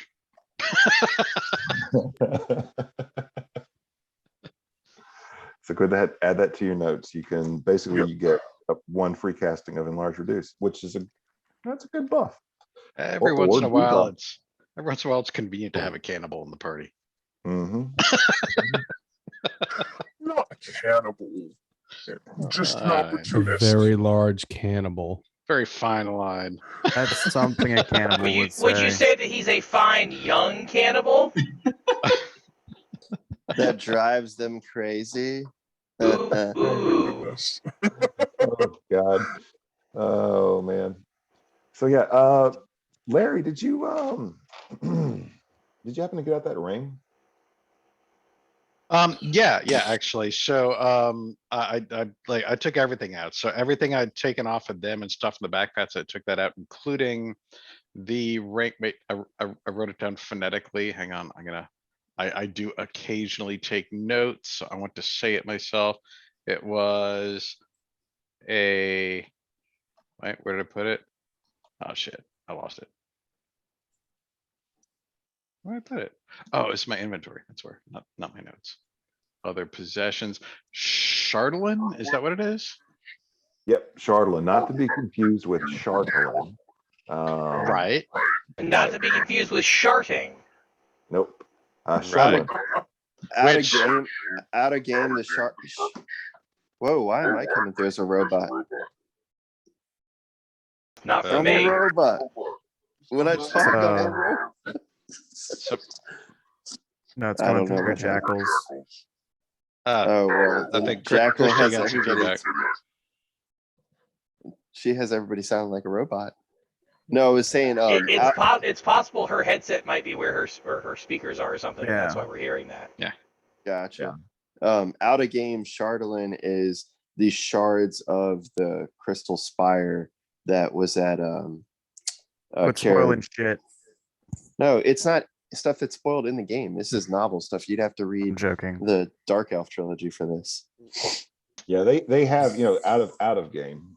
They have kind of retconned that a little bit to be like ancient netherese, known material. Yeah. As well. All right. So yeah. So, yeah. so anyway, I do produce the Chardolin ring for anybody to look at. It's like, and also once people show up, I only unpack the packs that I had gotten because the rest of them were in Trafalgar's leg. And although Larry did consider going in there, he felt it would be awkward, especially since he doesn't really sleep. He just stands there like kind of creepy. So yeah, so when people do come up, he's like, all right. And so now we got a couple of bodies. What about what the rest of what the other two Durgar had on them? I'm still not seeing the connection between the guys that had the tattoo and the snake and stuff and the Durgar. And by the way, what was on fire? The town center? Oh shit, really? Yes. That sounds bad. It was. All right. So you think these dead guys that you produced from your various bags set the fire? And not the Durgar. Is that what we're going with? So Trafalgar, you probably point to the one that you pulled out of your bag of holding and go, this guy was the one that was running away from the fire. Yes. And then point at the other one, and Jackal, you point at the other one, you go, this guy was the one that tried to kidnap Ubis. Now, this may be the first time you've heard of this, Larry, but yeah, Ubis was, somebody attempted to kidnap Ubis, stuck him in a bag, and carried him out. Rhaegar, you hear this part of the conversation, and there's not been any conversation with regard to Cooter showing up at the place, at the inn last night. You realize this as well, Ubis, because you were asleep when the rest of the party arrived back. But before we do that, Larry, where'd you put the ring? Eubis, did someone put you in a bag? Don't let no one put you in a bag, Eubis. Did we ever get the bag of holding? Nobody puts Gemma in a bag of holding. I have I the thought bag it of was holding. nobody puts baby in a corner, but I mean, whatever. What world are you from? Yeah. Eberron. So the ring is, I have- guess, on my evidence board, the ring is sort of positioned centrally, and there's probably like a small knife sort of stuck through the middle of it, and it's just like dangling there against the wall. Okay, you were probably pretty careful not to touch it too, right? Yeah. I left it in the bag in the first place. It looked creepy to me. That's why I didn't touch it or anything. It's like suspended with the dagger. So I didn't touch it until somebody smarter than me looks at it. Okay. Who wants to go take a look at that thing? Actually, Take a look at what thing? Good thing. I found a the foul- ring. Yeah, Funky there's Charlemagne a- ring. There's a strange ring. Oh shit! Yeah, hold on. I'm sorry. I missed something else. I'll take a look at it. I'll wander over in case any of my I spells mean, can give me help. 10 minutes and I can tell you exactly what it is. I'll do a. Can I do it? Or let's see. Can I do an Arcana check on it? So Ubis and Jackal both said that they were going to walk over to it. Ubis, what's your dex? My dex. My modifier Mm-hmm. +2. +2. Jackal, what's your modifier? 1. 1. Okay. Ubis, you get there first. Ubis, as you approach that shit. ring and take a closer look at it, I need you to make a wisdom saving throw. Oh, boy. Okay. Okay, this is good. Also, the jackal bites you for cutting in line. Oh, okay, that's a 3. A 3? Mm-hmm. Okay. Man, you really want to pick that ring up.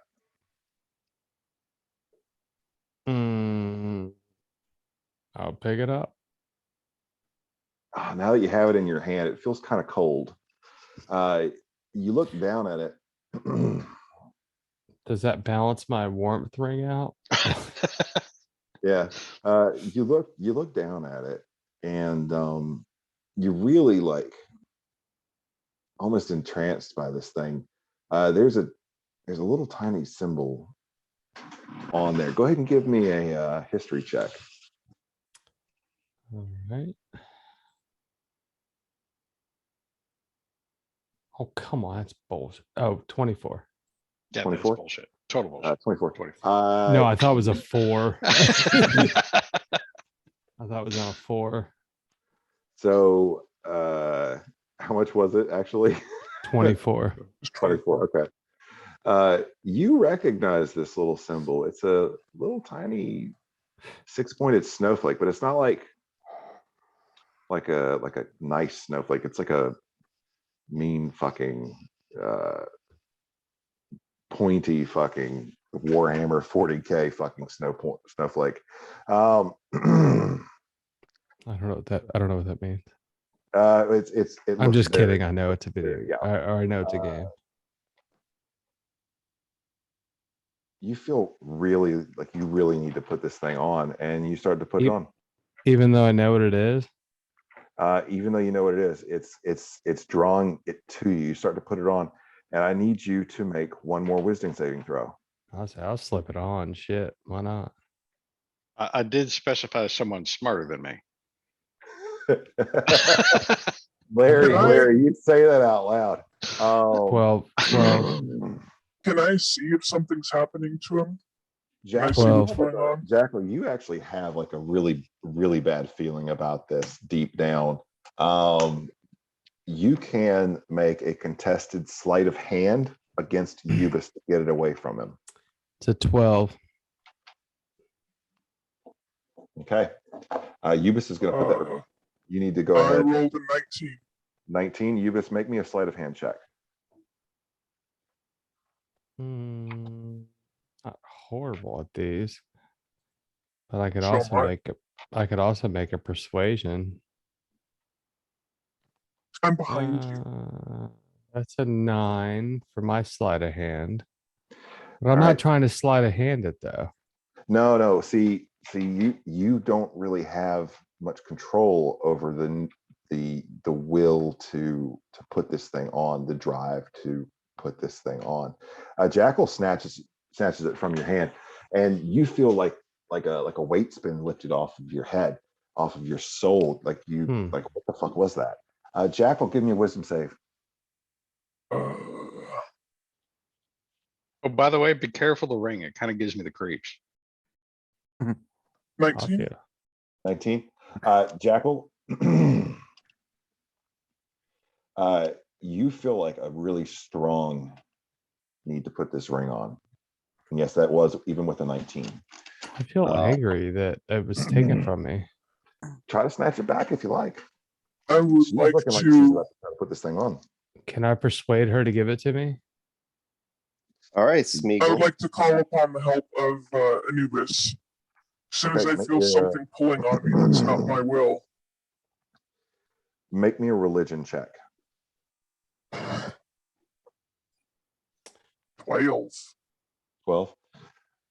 I rolled a 6 on persuasion, so it's a 21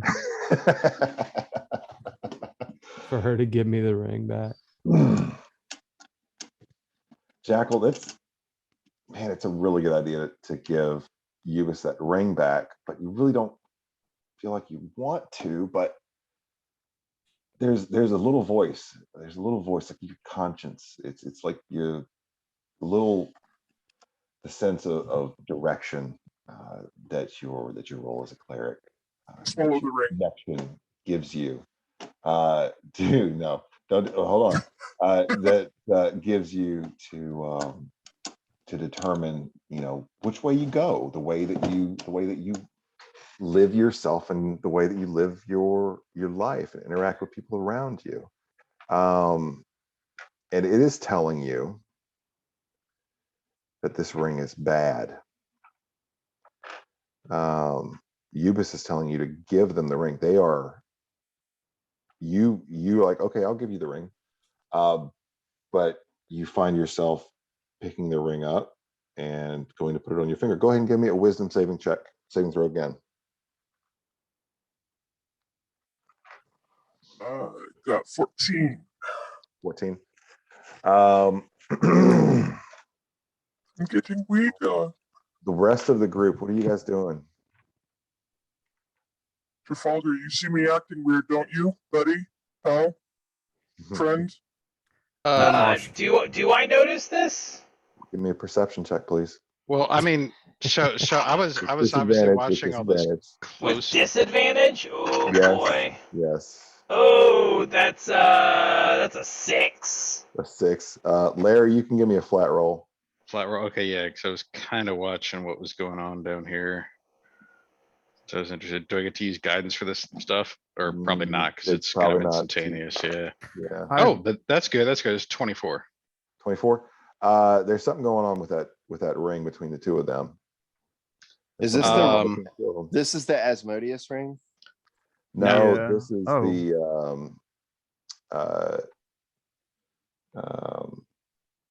wait, is it? No, the coins. No. The coins are the ones with the Asmodeus symbol. No, This there is was an Asmodeus ring too, which I would very much like Oh, to yeah, find yeah. out about at some point, but that's not that what was this is. that was an illustration of the symbol. I can. Yeah, this is the Charlatan ring that I brought back. Oh, So, gotcha. I can spend 10 minutes and cast Identify. Well, I mean, yeah, we don't have 10 minutes because stuff's happening right now.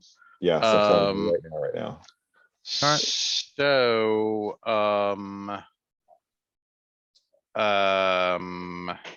who has the ring right now? I do.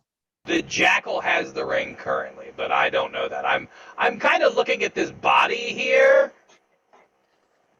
that with the tattoo on the neck, and I'm like, is it ours? I don't really know.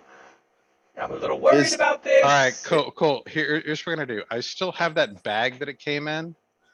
I am going to Now that I see like the two of them practically fighting over it with like a whole my precious bullshit going on, I'm going to try and take that bag that I took it out of in the first place and just snatch it back. All right, so you're going to try and snatch it from the jackal. Jackal, I need the jackal to go ahead and make a sleight of hand check. Oh man, That will I got determine the DC. a good roll last time. Ooh, critical 20. Jesus. Oh no! All right, here I come. Here I Good come. luck. Here I come. Bam. So, yes. That was good. Oh my God. Are you serious? 22. So nat 20 versus the 22.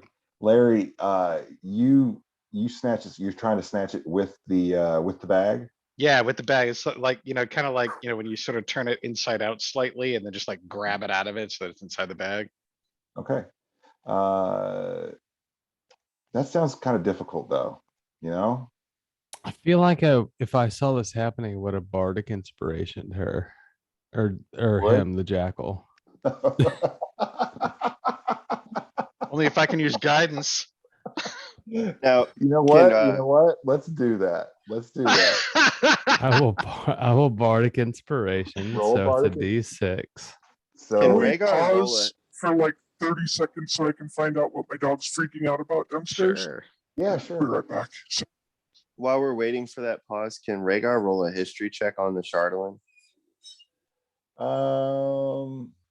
Yeah. I mean, Rhaegar doesn't need to roll a history check on the Charlatan. Rhaegar is going to know that that material is something that's known to be, cursed sometimes. Can I spend time trying to communicate with the ancestors, or I guess I'm trying to figure out like how far this stuff goes back and who it's from. It's all happening. So it's all happening too fast to really be able to do much. No, that's all Oh. good. I got it. And Yes. another thing too, this morning when I woke up, I'm gonna burn a 2nd level spell. I'm gonna find a crow, a hawk, or whatever, and send it to Beldora. Okay. What do you tell them?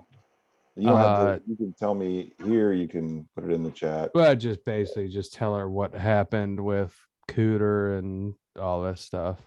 Okay. And you haven't told anyone else. Right? No. Rygar's the only one that knows, but I'm gonna send the animal messenger to pass on the message. Okay. It's the All right, only let's- reason I got this spell. I should have taken another spell, but that's the only reason I took it. No, that's fine.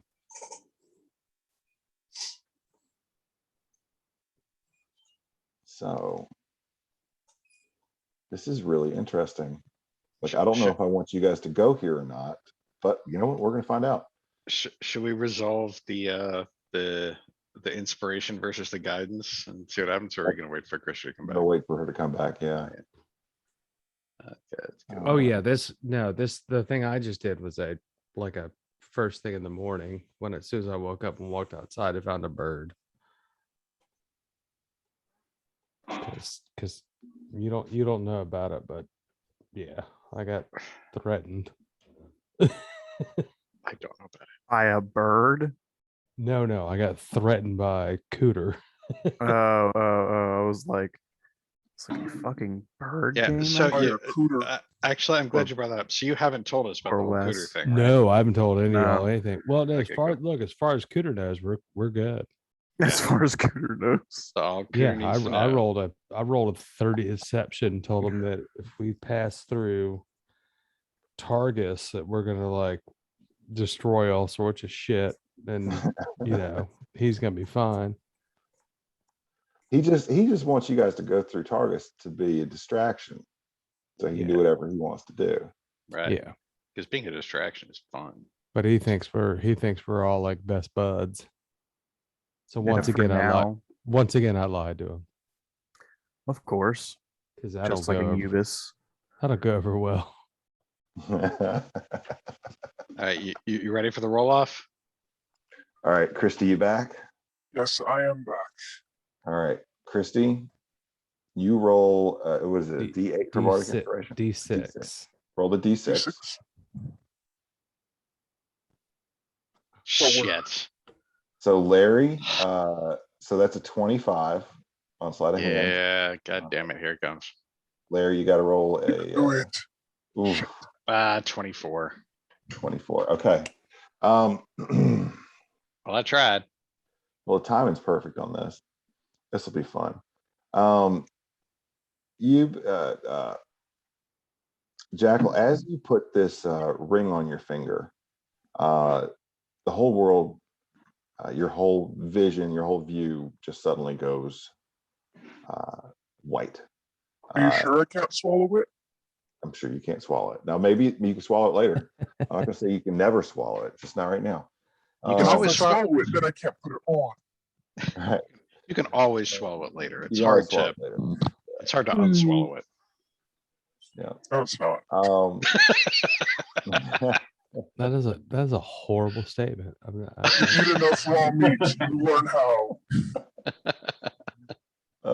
As you place that ring on your finger, magically compelled to do so, the whole room and everything in it that's not nailed down is engulfed in swirling ice and snow and wind. And all of you feel your sense of direction completely upended. You feel what up is down, left is right. You're buffeted by this hellish wind.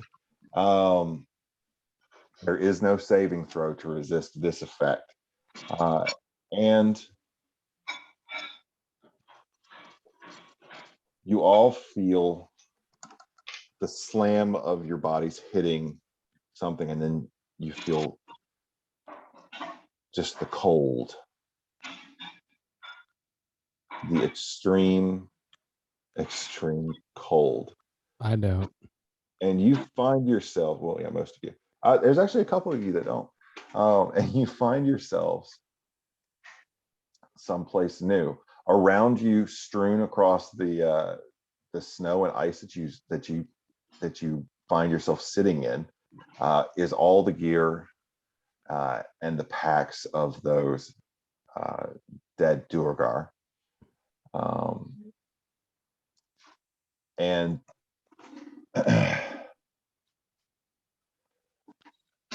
it is still dark as it's morning, but you guys find yourselves on what appears to be some sort of elevated causeway that appears not natural. It is covered in snow, and the winds whip fiercely with blowing snow. It is frigid cold. It is colder than you guys have even felt since being in 10 towns, because where you guys have been in 10 towns has been one of the milder areas.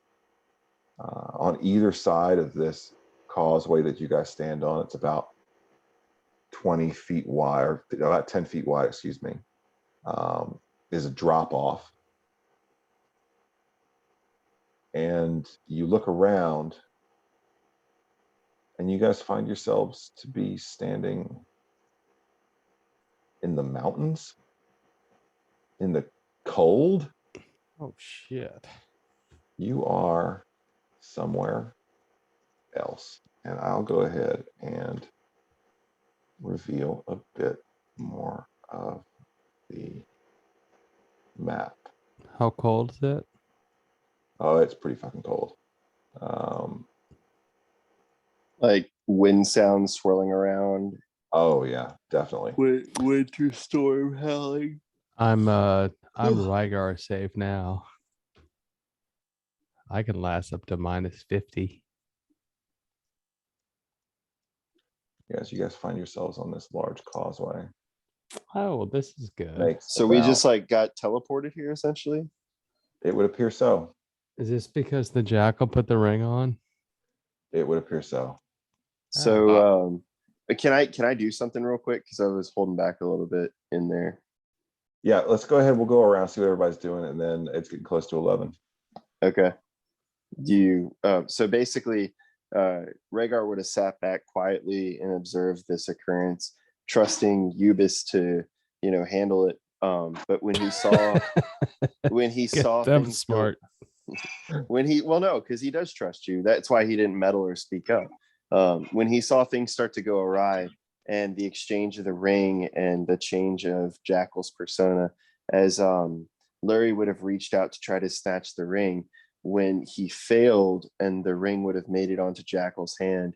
As horrible as it sounds to say this, and DM, you can play it out how you want, Rhaegar would take the great sword off of his back, and I guess as we would have been teleported in the moment of appearing here, I would have attempted to have cleaved off the Jackal's hand. So basically, my sword comes down into the snow, and the whole of my weight is lunged forward as I stand in front of the Jackal with this blade right in front of his feet. And I look up at the swirling winter weather around me and everyone here instead of in the safety of the inn. And I look up at Jackal and make eye contact to see, almost like animal instinct wise, how does his eyes appear? Cast mage armor.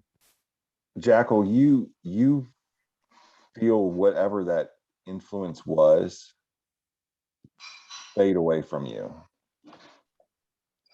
It was pull off the ring? It was yes, you were able to pull the ring off. How do you feel about? But before you do that, how do you feel about donating? Do you want to donate a hand for character growth and purposes? No, I mean, join the Eubis party. I was going to say ask that a I question? never even hit it. We would have Yeah, you can ask the disappeared question. before the slice would have gone down. Oh, okay, yeah, that's fine. That's fine. Okay. That's why my hand isn't. That's why my sword's in the snow, because we get zapped into this other place as she's putting the ring on, and I'm swinging as a last ditch effort to cut the hand off because I noticed that the ring is bad. But when we get warped here, everybody's kind of standing Star Trek style, and Rhaegar's got the sword that's swung with full force down into the snow in front of Jackal's feet. Just I will let you cut my hand off if I can replace it with the Duragar hands that I have in my pack. The dead one we found in the snow. Dude, that's so awesome. Yeah, that's pretty cool.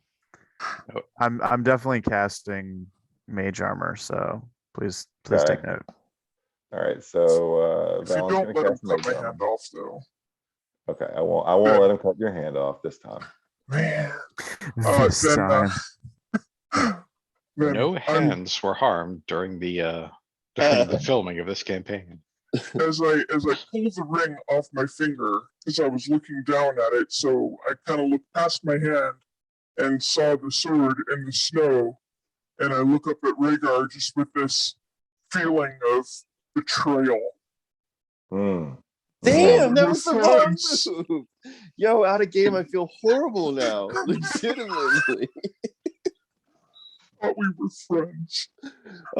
So and then do you look at Eubis's little hand in horror? Has it grown at all? It's grown a little bit. I mean, it's clearly still small. No, so is Jackal's visage normal? Like his eyes and overall face and appearance normal? Yes. I cut my head off next. Okay, so I look up huffing and breathing. Man, we're just so in distrust throughout this entire group. I see there's my own breath steaming out of my mouth, and my nostrils huff and puff, and I look up at Jackal and say, "I would only do what had to be done. I am sorry, my friend."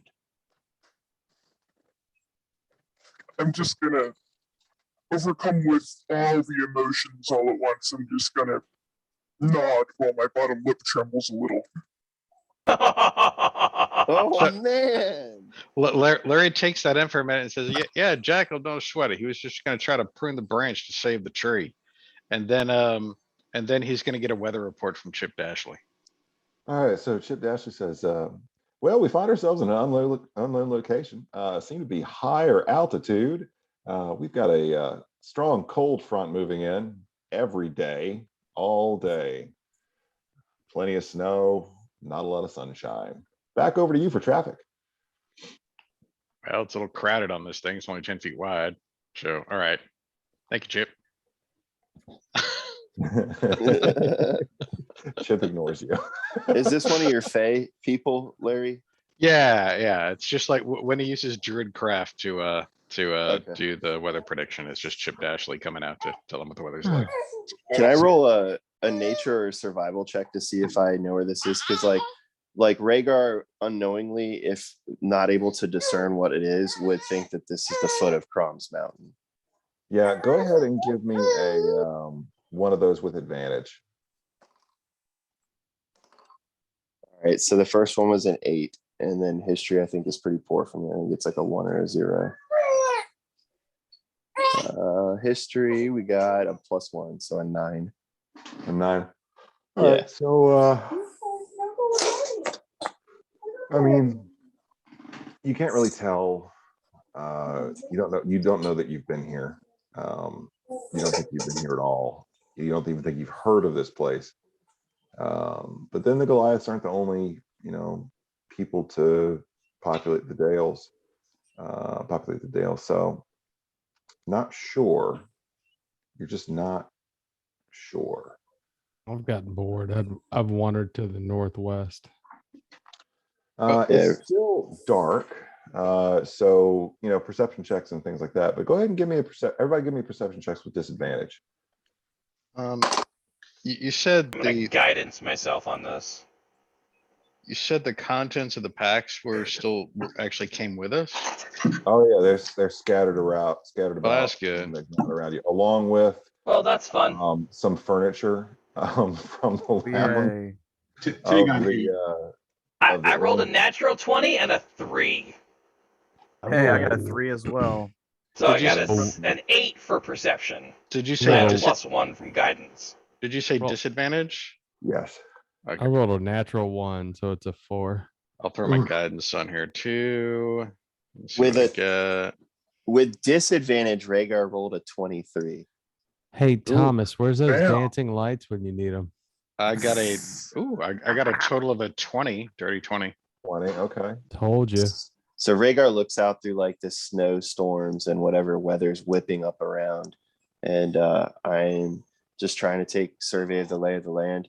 And, not really trying to hide it, but somewhat under my breath, I would say, by the mouth of Crom. All right. So both of you are looking around. Larry and Rhaegar see this. Oh, and Jackal, you spot this too. You are looking around this whole area here. You spot a small opening, cave-like opening here. You notice that this causeway it's about 20 feet up from icy water below.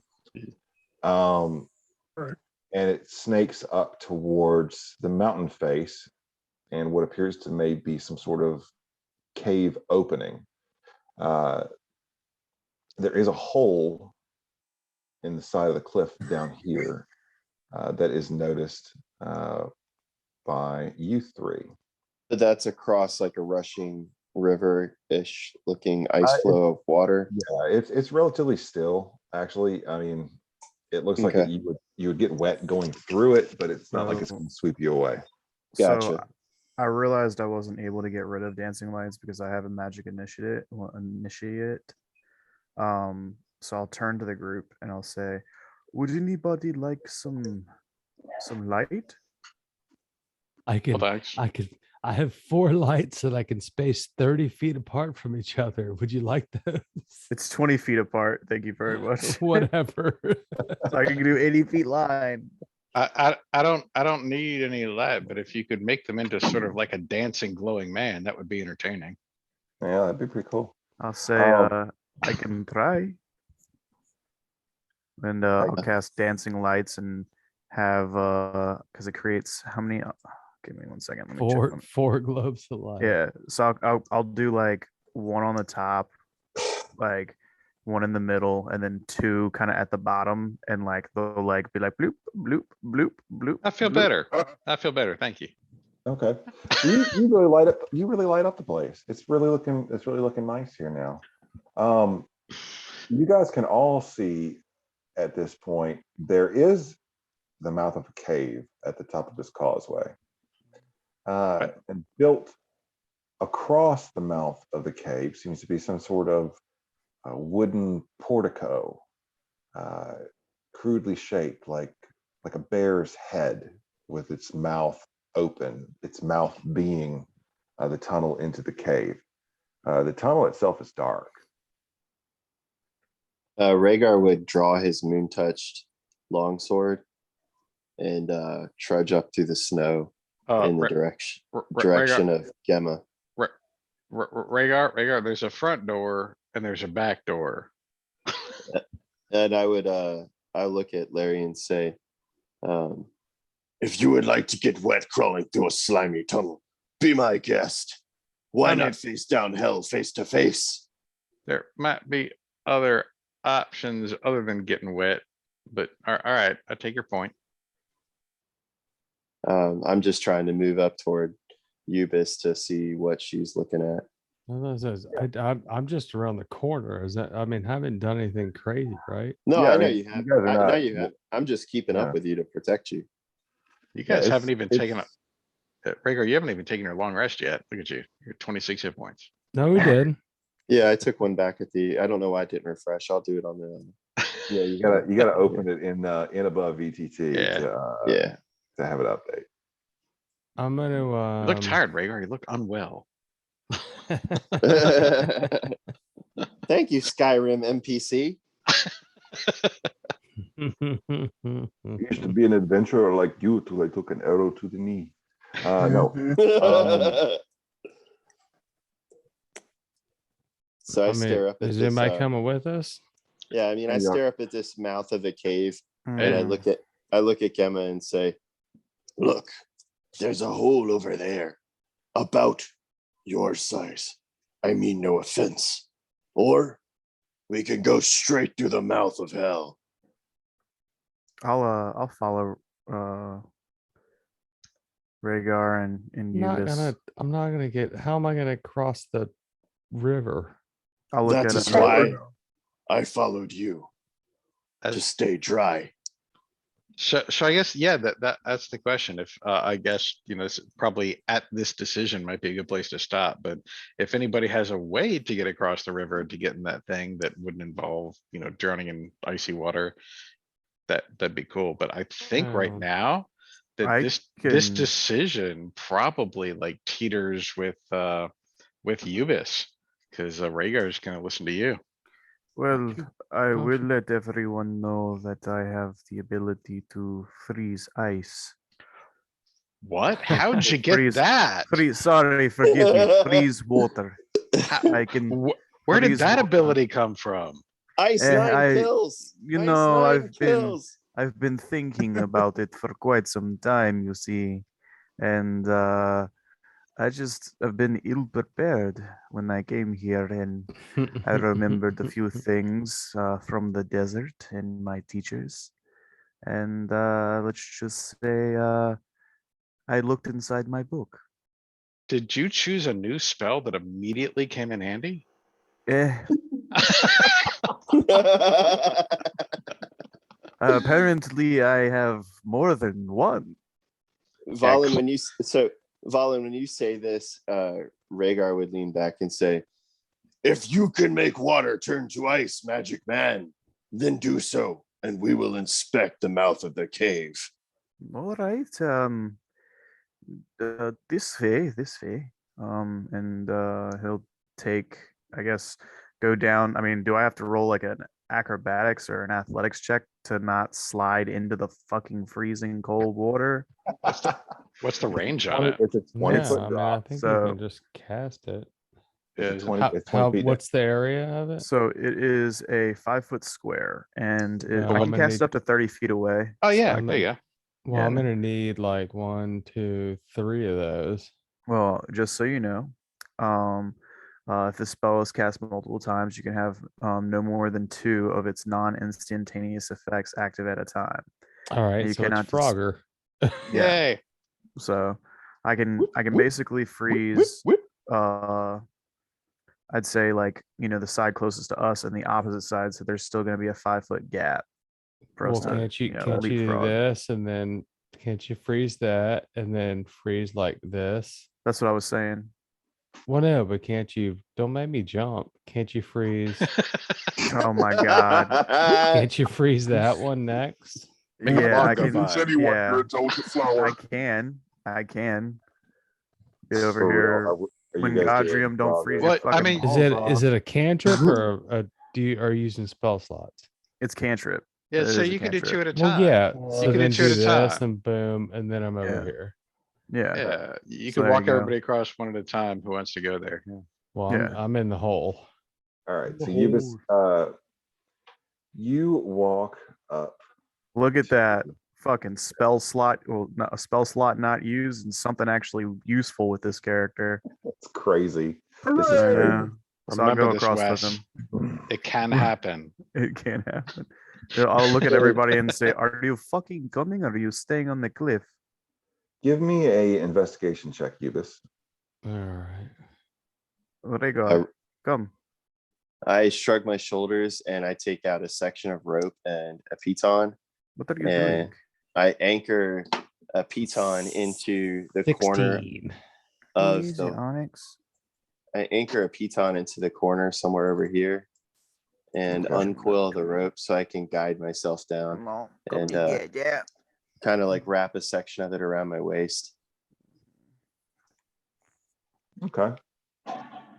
And I'm actually going to stay in like that rappel position, like hanging off the side on the escarpment, and not actually standing on the platform. I want to be like the last person to go, because don't trust this ice. I'm a big heavy dude, and I'm still not sure I'll even fit in this tiny hole. Yeah, I mean, there's something like a 5-foot block of ice there. So as much as I want to go look in the hole, I think I'm gonna hang back a little bit because that looks crowded down there. Oh man. Well, I can make the hole bigger. I'm going to chew on some more nut holes. So this Yep. appears to be some kind of like a stone chute. It's steeply angled. You've got climbing gear that came with you guys. So if you wanted to try to go in that way, you certainly could. Is there any signs of this being like the back end of a toilet? That's a very specific question. Well, I mean, It was not there. why else do you want to shoot that's coming out of, Valen and Poop shoot? poop shoot? and Ubis, go ahead and give me investigation checks. Ooh, that's something I'm good at. I already did. I gave you mine was a 16. 16. That's Okay. something I used to be good at. I rolled a 7. 7. Okay, so yeah, there's definitely an odor here. It's extremely cold, but it's this may be a waste chute of some sort. Most likely to be guarded. Do you guys want to slide up a Don't say it. slippery, moist hole? Okay. I mean, I if you say that ever again, I'm never playing this game again. Look, I can stretch the parameters of this hole just a little bit bigger if you need me to. know, Push the hole.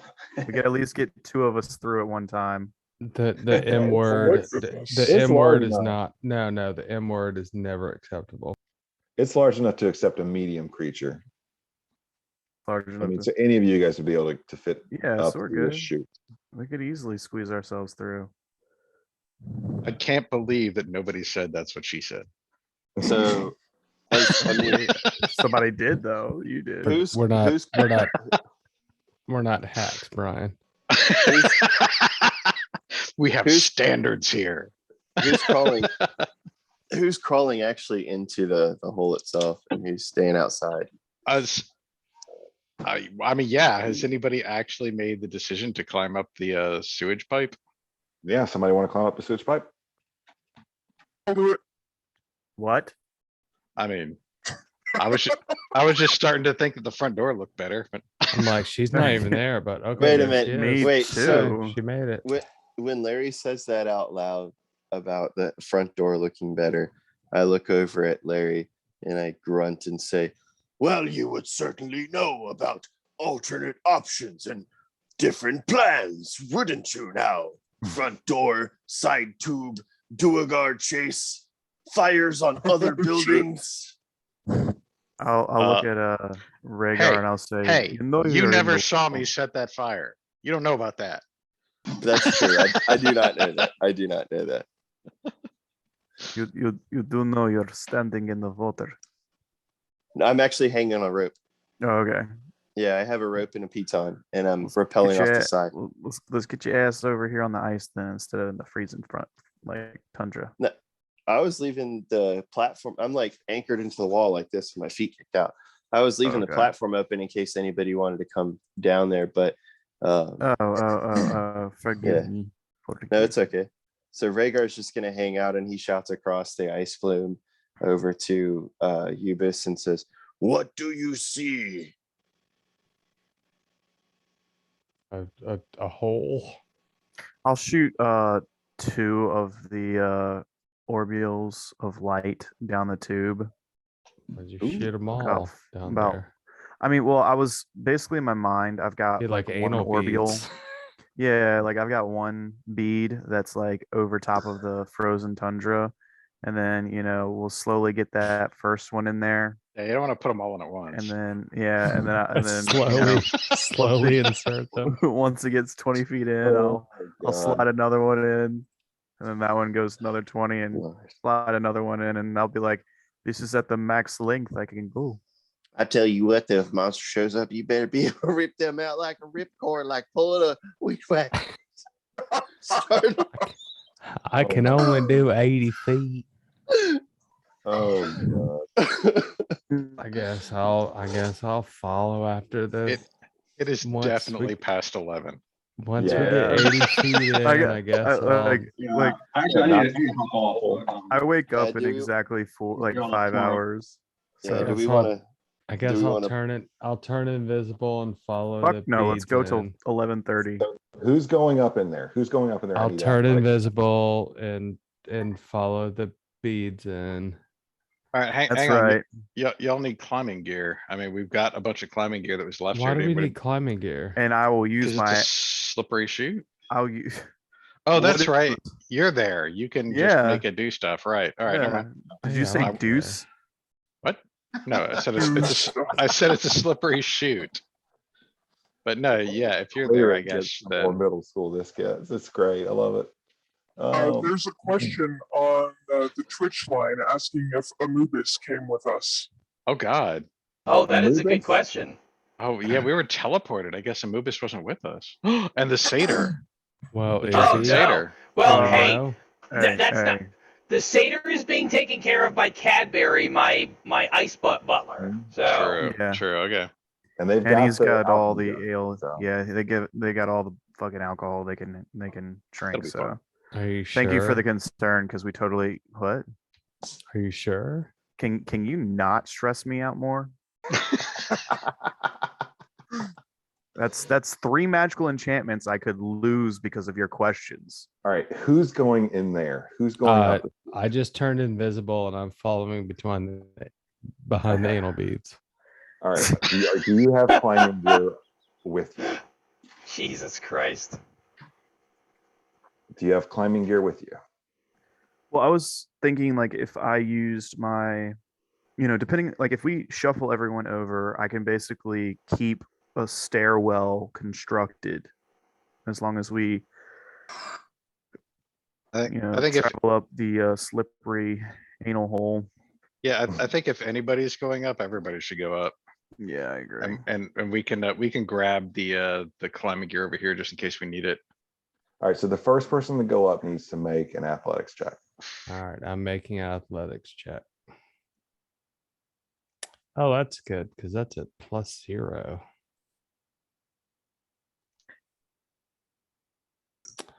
That is a 9. Okay. Also, if Uh, anybody you gets, if Timmy, sorry, Timmy, I was gonna, go ahead. Sorry. I was gonna say if anybody gets covered in shit, I'll just prestidigitation them. I've Do we started even know again. if it's a poop hole? Yeah, there's that strong odor. Uvis, as you start to make your way up through the chute, you're about halfway up, and at this point, it's not quite as cold as it was at the base of. Well, it of doesn't feel cold. Nothing feel cold to me unless it's right. more than less than 50. Eat Right. rats. So like, 50. you're sweating. It's hot, man. Don't take it off. You get about halfway up that chute, and you start to see like what appears to be some sort of waste and gore and blood and viscera is staining the inside of this chute at this point. Look. As Look. you take one more step climbing up, and because you got a 9, your foot fails to find purchase, and you slip and you fall. You tumble and slide all the way down the chute and land at beneath the edge of that chute on a little block of ice there that that Valen cast. You don't take any fall damage or anything, but you fall right back down. You did Yeah, not. I'm take just So- throwing up. I'm just vomiting everywhere. He falls down the shit chute. falls down the Poop chute. chute. He found the shit. Well, you just see vomit come from and like nothing because I'm invisible. You just see vomit from You like. just see the vomit I would argue that with my because I'm background, still invisible. I'd probably do okay in there. I'm freaking out. My dog jumps on me like, it's okay. I'm here. Yeah. Kiss me. Yeah, you just hear this noise, and then you just hear, "Bleh," and then just stuff just comes out of somewhere. Yeah. Jack, I love how would you- y'all just literally Okay, climbed up okay. like a white dragon's asshole, and y'all don't even know it yet. Uvis, you go ahead and you fall out of that thing. You fall out of the hole. Jackal, you can go ahead and make an attempt. Be the first one. You shoulder the rope that you're going to use to tie off at the top. Of this. At this point, is there any way that I can make my way down there with the actual climbing gear? Oh yeah. Oh, Hey, I thought we were going. I thought we were going north. By the way, Jackal, if you're going up there, maybe if you actually took some tools to help you climb up instead of just trying to scooch. Yeah, no, I'm going. that's what I think that's what Jason was about to say. Yeah. Mm. So you go ahead and load up with some tools from Larry. Everybody can go ahead and move their token over. That's no big deal. yeah, I seriously thought we were traveling north. Jackal, you take the climbing gear. You take the pickaxes and the pitons. You make your way up to the top of this chute. It does have a strong odor, but it's not necessarily it's not all that bad. I mean, God, what are they complaining for? I've eaten worse. Okay. Yeah. But as you poke your head up and out of the end of this thing, you take a look around the room. I need you to go ahead and give me a perception check. Oh, we should have gone through the mouth. Ugh, I feel bad about Jackal being up there by himself. I'm gonna start to follow him up. 23. 23. Okay. Let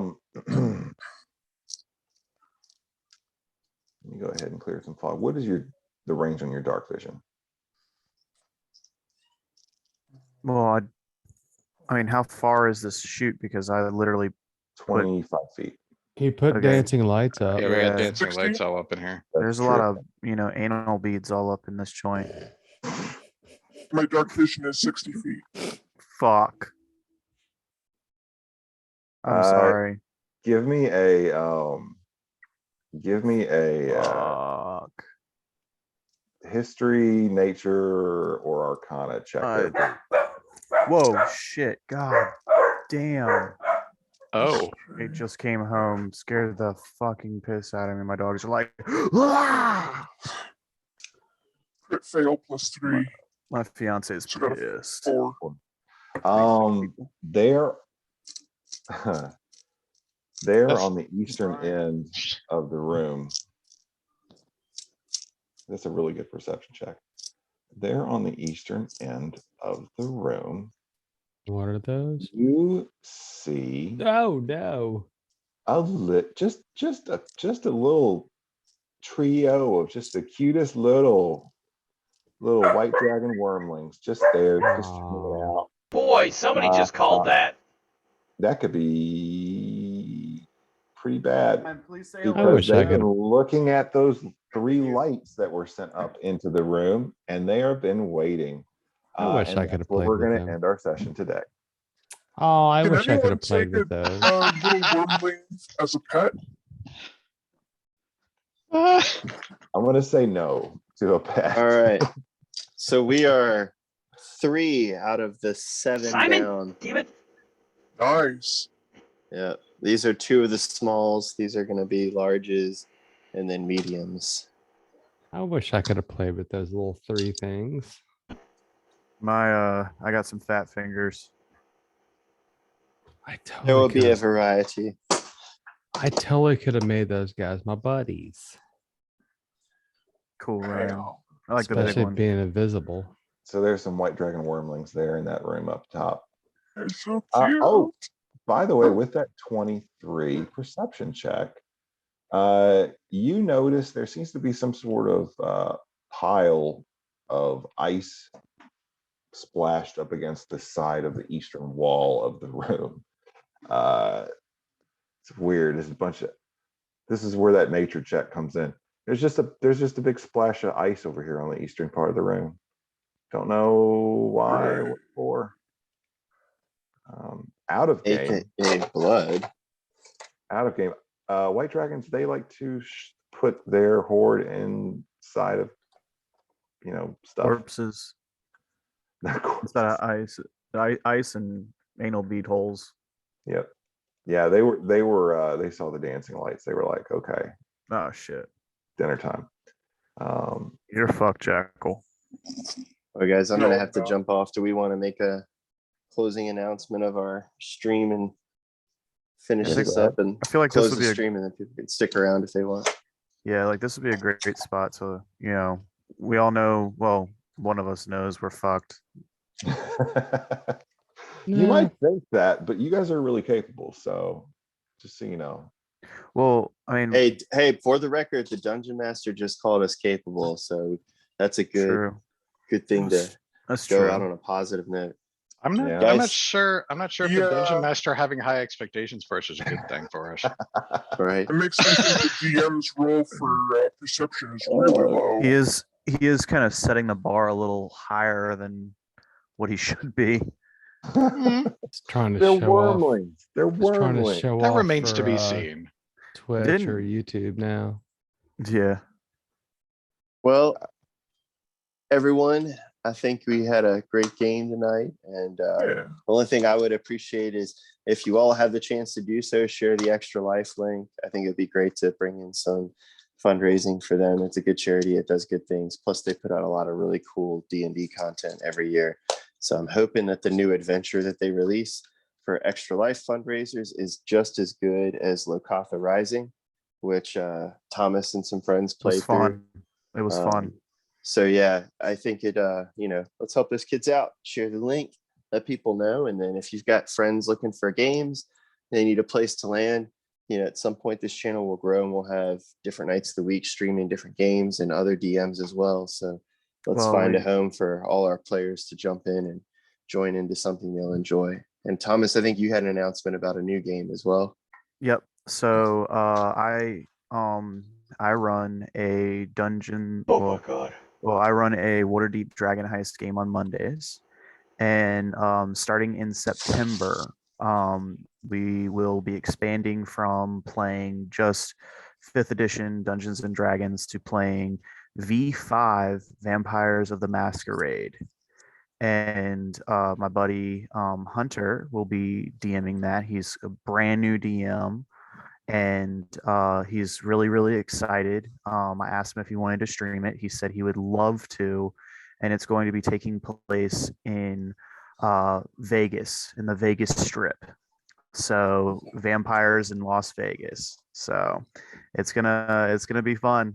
It's gonna be interesting, having to deal with all this, social norms and everything while trying to survive as a vampire in Las Vegas. So if you're interested in something like that, we'd love to have you. Does anybody else have anything else to say? Sheree's going to say that she only set the Zoom call for 5 hours and we only have 3 minutes left. So everybody wave. Goodbye. Bye.